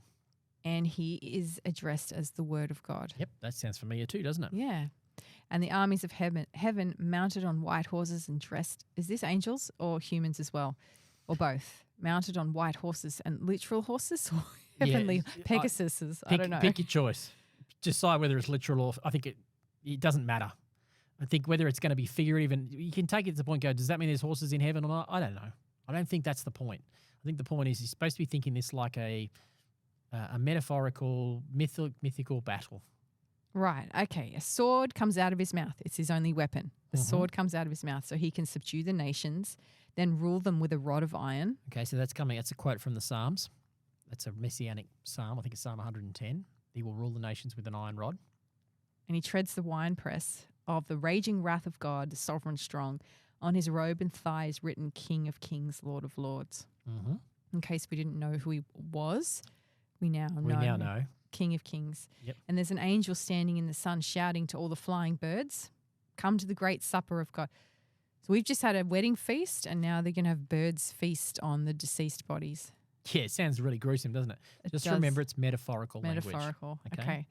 And the feast on the flesh of all the kings and captains and champions, horses and their riders, each your fill of them all, free and slave, small and great. And the Left Behind series took it all literally. It's actually pictured these vultures eating on the fallen bodies in the Many battle. people take it literally. Yeah, but that's not what other language would you use to talk about the overthrow of evil than this kind of language? Because this is what would happen. You can picture this. Yeah, and have you not noticed the increase of birds in Australia? Oh, is that one of the ones you've read as well? Think about it. Have you ever seen more cockatoos in your life than you did when you were 20 years ago? Last time I checked, cockatoos don't eat human flesh. But do crows? Yeah, they would. They would? Okay. Yeah, they would actually. Yeah, they would. Yes. But not cockatoos. But it doesn't display, doesn't it? Listen, folks, this is the conspiracy theory stuff. She's poking fun at it. But this is what people do. Yes. Yeah. It's not, just picture this. We've just seen a cosmic overthrow and the fall of Babylon, the fall of the empires of the world. What are the language to use than what you would expect to see at the end of a human battle, which is beasts and birds, coming down on carcasses and things. That's the whole picture. I think. They're all there. They all join in verses 19 to 21 to make this battle. It says the beast assembled with him, the kings and the armies ready to make war against the one on the horse. The beast was taken in with him his puppet, the false prophet, who we haven't even really talked about because it's just rabbit holes. I just said suffice it to say you did a little bit that it's the elites, the elites that rule sub-provinces and sub-organisations and things. Anytime where it's played out at a sub-king level is the false prophet. Okay. Yep. And here is use signs to dazzle and deceive those who had taken the mark of the beast. Now, people take this literally as in when this happens, there's going to be whoever this false prophet is going to have some kind of supernatural power, right? Do some strange signs, just like they did in Moses. Yep, that's right. With the dropping of the the snake. serpent and the stuff. That's what you're supposed to be thinking. Yeah, okay. It's all Exodus language. This is the new Exodus. And they're all thrown alive into the lake of fire and brimstone. Okay, so they were thrown alive into the Red Sea. Now they're being thrown alive. Yes. And the rest were killed by the sword of the one on the horse, the sword that comes from his mouth. All the birds held a feast on the flesh. Point here is there is no battle. That's right. There's no battle, and the armies behind him do nothing. No, they don't do anything, and Jesus has already got blood on him before the battle starts. Because the blood, it's his blood. He won this battle on the cross because the battle was not against the human powers. The battle was against the sin and the forces that animate it, the devil, the forces that animate it, and that's what he won. That's the battle he won on the cross. So he's already covered in blood. It's his blood. He doesn't need to fight a battle. Is this the second coming? Yeah, I guess it is. I'm just trying to think if it's dictated anywhere else in the rest of the story. No, I think this is it. This is it. Yeah, I think so. This is the second coming. Yeah, I've never really thought about that, but I think that's right. Because I don't think the next chapters will have it. So yeah, I think that's it. Because the rapture people believe that when he comes to call the people, he's in the air. Yes. And so that's not technically his original. That's not his second coming. Part A. Part A. Yeah. Part B, he'll come back to Earth. Yeah, that's the rapture theory. And not everybody sees him at the rapture. No. This is just the Christians lift up in the air. That's I don't know whether we are seen to be lifted or not. No, I think left behind, everyone just disappears in an instant. Disappears in an instant, yeah. Okay. So that is not the second coming. This is the second coming. Just to clarify, this is a rapture dispensationalist view. This isn't the view that I'm teaching right now. This isn't the view we're having. This is your view that you're saying there is not what I believe to be the correct view anymore. No, but that's correct. Yes, I'm glad you said that. So people understand. You're not saying this is it. You're saying this is not it, but this is what not people it. say. No. Yeah. So that's why I'm saying, is this the second coming? And my answer would be, yeah, I think it is. I think that's probably what's going on here.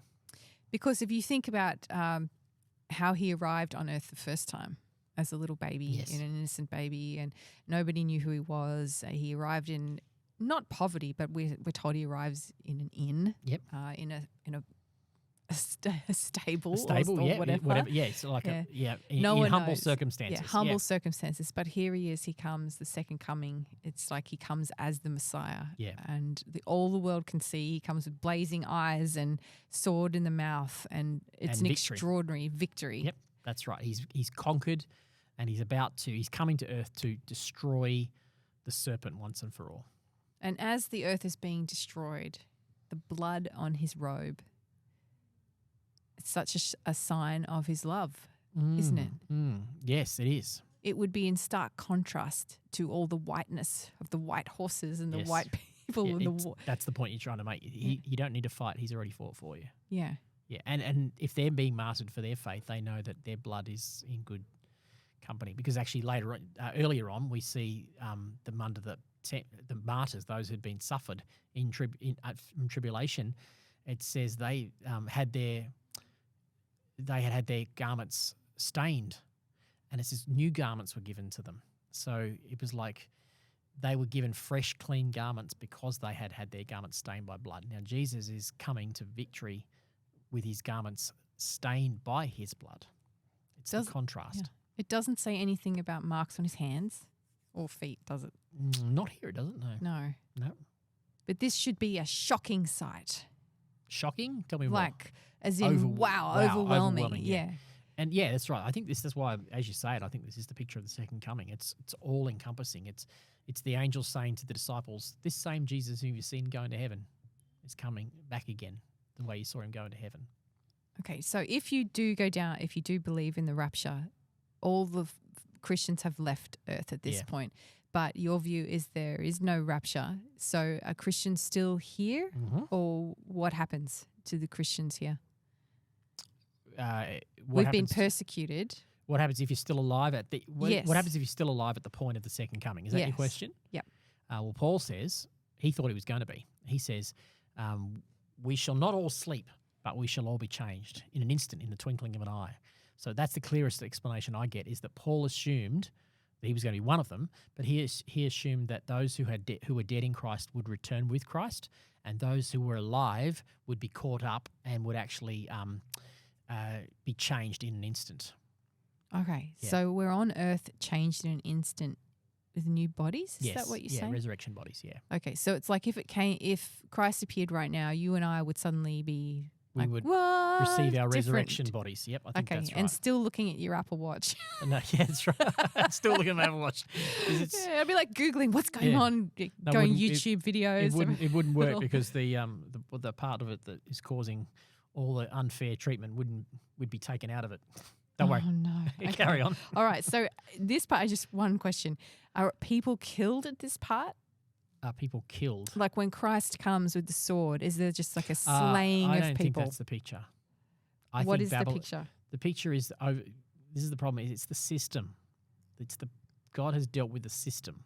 That's the primary thing we need to be dealing with. Yes, people would die, but that's not the point of the message here. God has just overthrown the Babylonian system. Jesus is coming to deal with the systems of this world. So there may not be any deaths.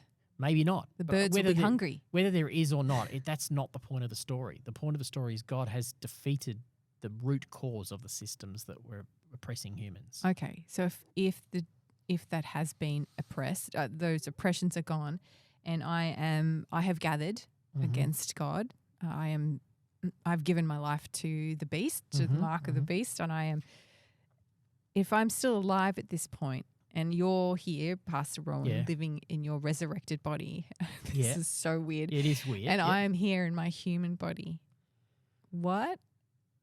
No, actually, we're going to address it. It's the judgment scene. It's coming up at the end of chapter 20. All right, let's just go to chapter 20 because I think we're just leading there anyway. Okay, we're heading to that judgment scene. Yeah, they kind of try and address some of that stuff. Yeah.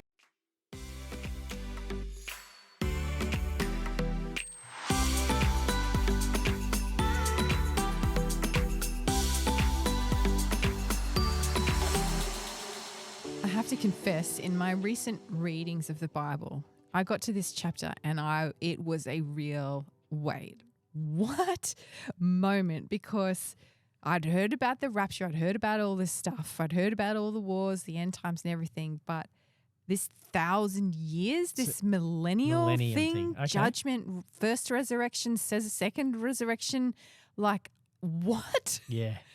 I have nothing to say other than if I wasn't confused before, I am now off the charts. All right, just let's remember so the question start with a simple question. Is the reference to 1,000 years?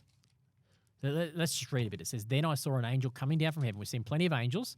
This one's got the key to the bottomless pit and a heavy chain in his hand. He seized the dragon, that old serpent who is the devil, Satan. There we go. Reference clear as anything. We've been waiting for that. Bound him in chains for 1,000 years. So now we go, is that 1,000 years literal? The literalists say absolutely it is. That's a literal 1,000 years where Satan is bound up, locked up, thrown into the pit for 1,000 years. And I believe that and taught that. But is there another way to reference this 1,000 years? Could it be that this 1,000 years isn't literal? Could it be that all the other references to the numbers in the book, the rest of the book, 666, and the references to sevens, could it be that they're not literal? So why should we think this is literal? Could this be just a figure of speech as well? I think when we do that, I think we need to take it out of its millennium, this concept that there's going to be some 1,000-year period of time where Jesus is going to reign and Satan will be bound and humans will live under this millennial kingdom reign, but eventually they will rebel again. And then Satan will be released again and start the whole process, and then the end will come. That's what you would have read. Yeah. Yeah. Okay. That's what Left Behind teaches. Yeah. That's what I've believed for years. I don't believe that anymore. I think it's much easier just to see this as a literal figure, this 1,000 years. Yeah. As a figurative. Figurative figure. Because I just had this thought. Imagine John writing this, right? He's there, or he's got his assistant writing this on his scroll. Yep. And they're writing away, and John's right. Write, I don't know, 2,000, let's say, or whatever. Yeah. And he writes down 2,000, and there's like a splot of ink, and then he's got to rub it out. He crosses it out, and John's like, it looks like 1,000. Like, no one will think it's 1,000. I mean, that's too crazy. But what if it's just simply a typo like that we have been that we've so now, literal we've now on. made it say everything more than it was trying to say. We base everything on this thousands of years, Yeah. although I'd never heard about it before. But You realise now how much it's been a part of this whole dispensationalist perspective. Because my major problem with this is Christ comes, the second coming, and he comes in this glorious manner, King of Kings. And then he doesn't really deal with it? Isn't really the king. It isn't really his kingdom because it's for 1,000 years only. Yeah, that's right. And then it happens then? Is that the second coming? Like, what have I missed What have you here? missed there? That's right. Yeah. And this whole idea that Satan isn't powerful or he's going to be for a bit of time, it doesn't make sense. Not that any of this really makes sense, but this makes the least amount of sense because it weakens Christ in my mind. Okay, so here's what N.T. Wright says about it. It says, John was not the first to suppose that after God's great act of rescue and restoration that there might be a further challenge, a final fling of the powers of evil against the already redeemed people of God. In one of his favourite books of scripture, Ezekiel, he found just such a picture, which had already been explored by other Jewish writers and would continue to be a matter of speculation and interest for a considerable amount of time. The picture is Ezekiel 38. It is no coincidence that this comes straight after the passage of 34 to 37, which predicts the work of the divine good shepherd, cleansing of Israel's hearts from sin. Ezekiel 38 focuses his attention on the nations of Magog in the far north and Gog, its king. Israelite geography, and indeed Greek and Roman geography, was a bit hazy once you got north of the Black Sea. In other words, it's not trying to predict a certain nation. By the time John got hold of this tradition, he appears to treat Gog and Magog as two separate nations, symbolically representing the four corners of the earth. Anyway, the point is that Gog and Magog will mount a last vain attack on God's people, even after their rescue from Babylon. So this is now in his time, he's saying God has rescued you from Babylon in Ezekiel's time, but there's still another battle to come. So it's just this kind of final consummation picture that prior to the final overthrow of the serpent is going to have one last fling. That's the word he used. One last fling. One last attack. And that's okay. God is still going to work. Jesus is still going to win.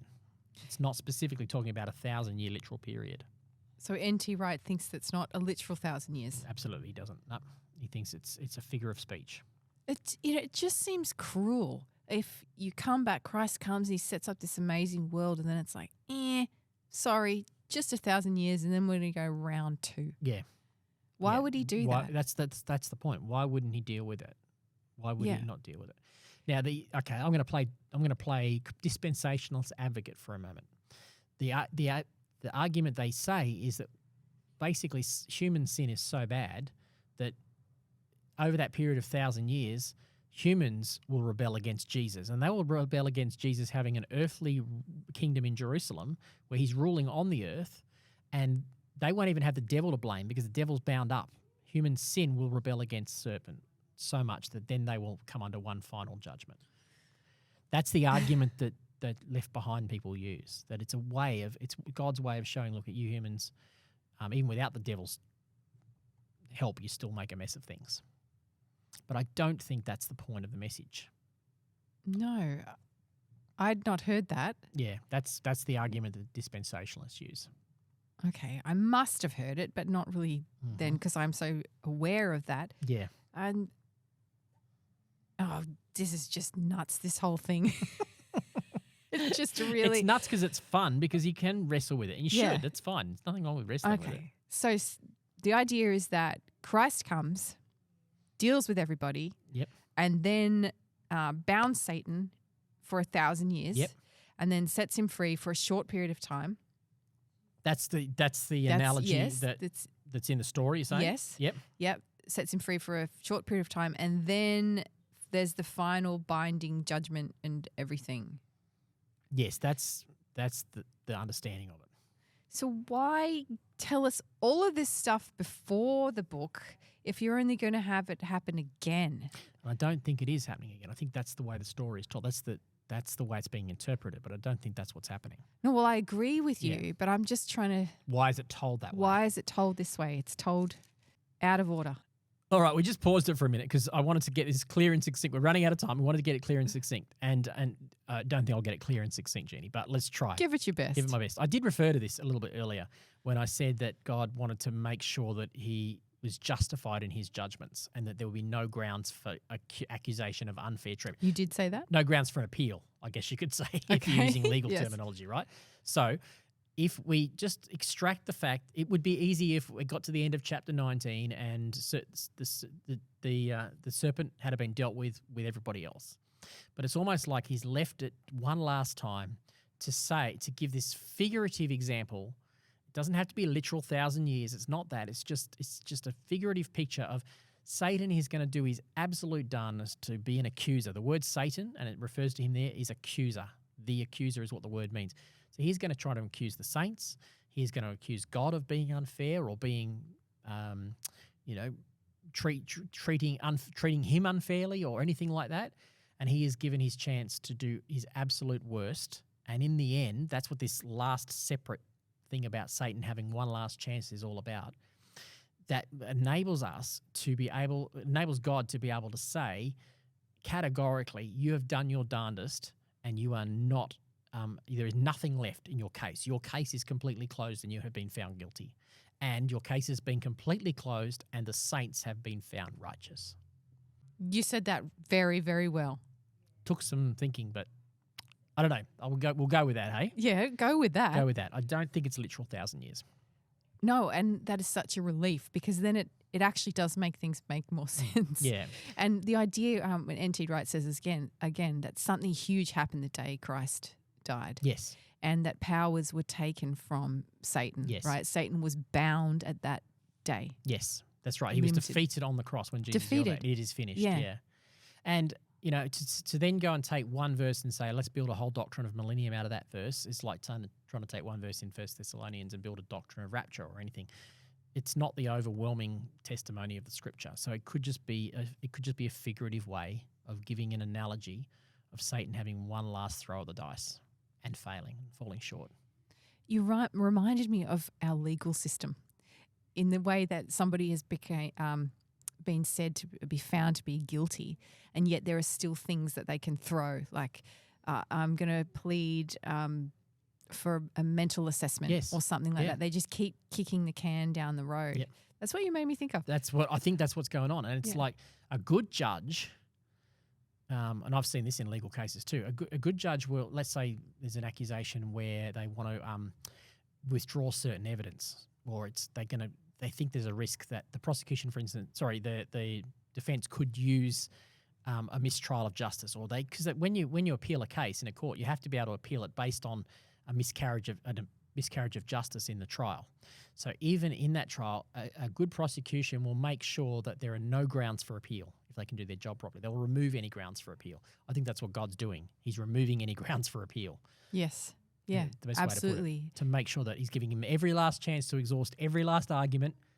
There's not going to be any way he can come back later and say that was unfair. Yeah, making the guilty guilty. The guilty is definitely and charged. Guilty. Yep, and that's why it's taking time. Like that's right. Yeah, why it's taking time. It's taking more than 1,000 years. Yeah, exactly. It's taking more than 1,000 years. But less than 1,000 years. Yeah, exactly. Yeah, and so it took time, and he was declared guilty at the cross. Yes. And there's all of this time in between till the final fulfillment.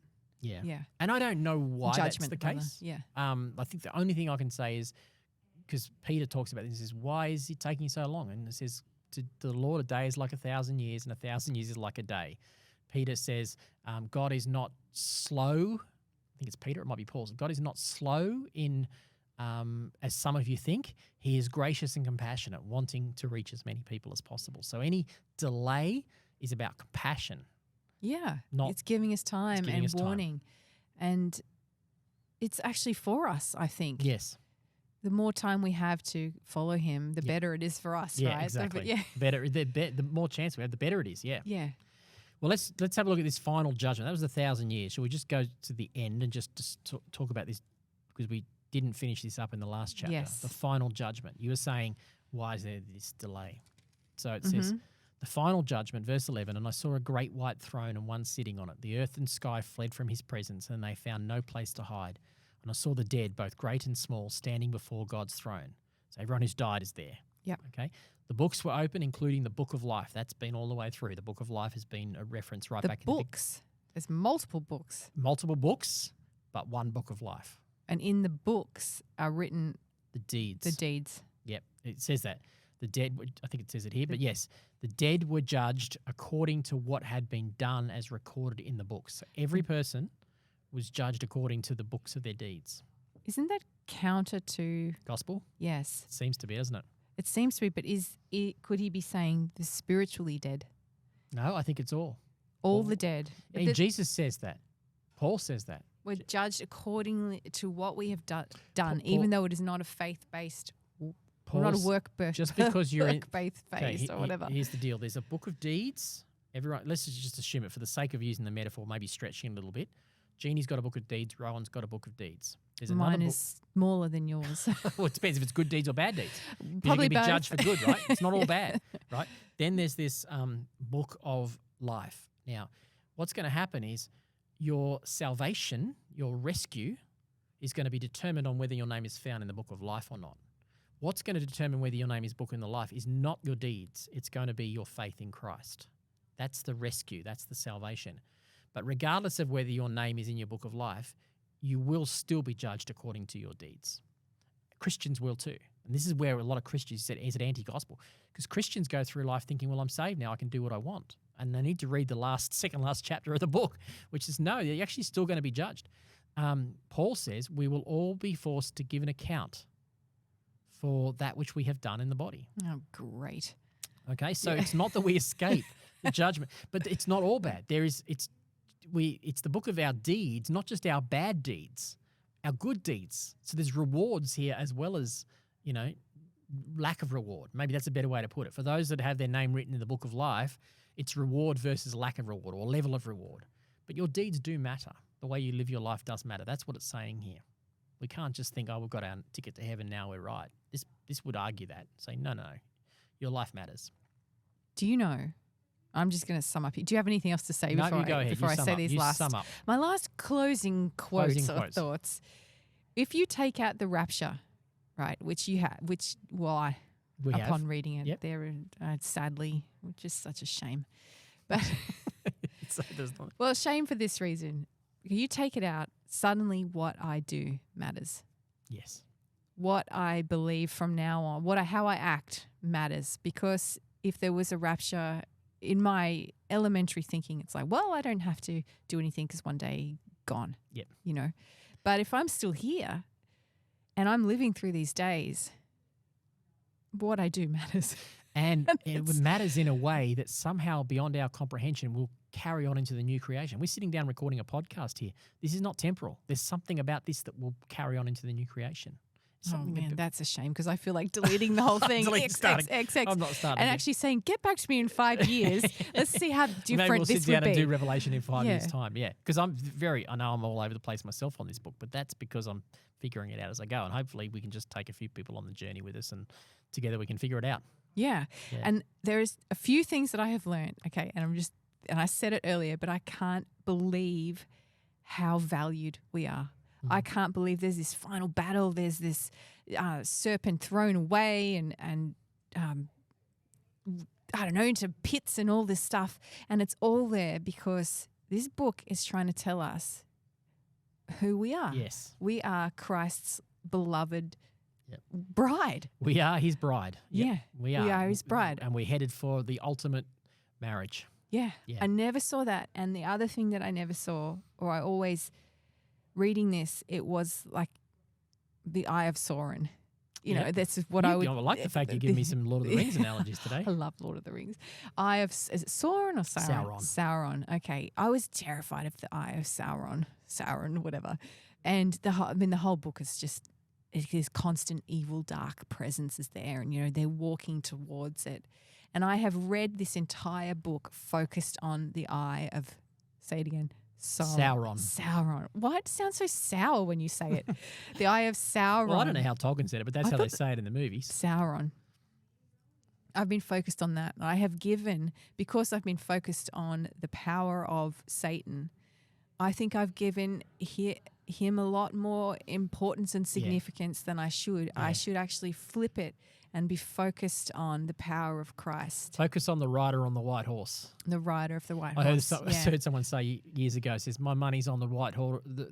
My money's on the white horse in the last race.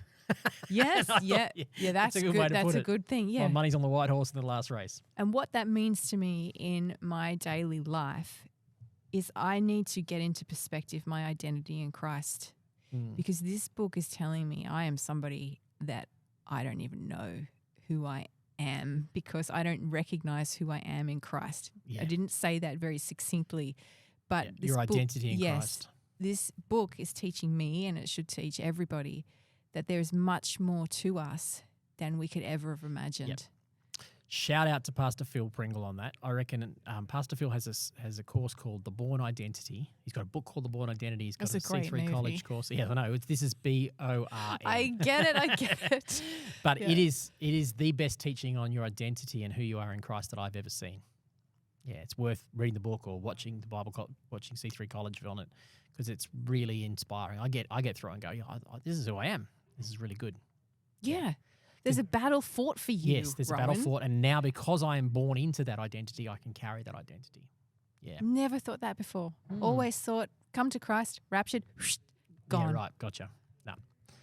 This has got meaning. This book has meaning for our lives right now, Jeanie. And on that note, we probably should go. Actually, gee, it's some kind of record. We're under 3 hours. That's amazing. It's amazing. Could be the end times after all. It was about 2.5 hours of dribble, but yeah, urgency. All right, folks. Thanks for being with us, and I'll be back with Jeanie again. I don't know. What's your next one, Jeanie? Deuteronomy, probably. Possibly. 1 Corinthians, maybe. I don't know. Whatever it will be long. My podcasts are all out of order at the moment. I'm already recording ones for August in March, so I'm all over the place. All right, everyone. Have a great week. I see you. See ya. God bless. Bye.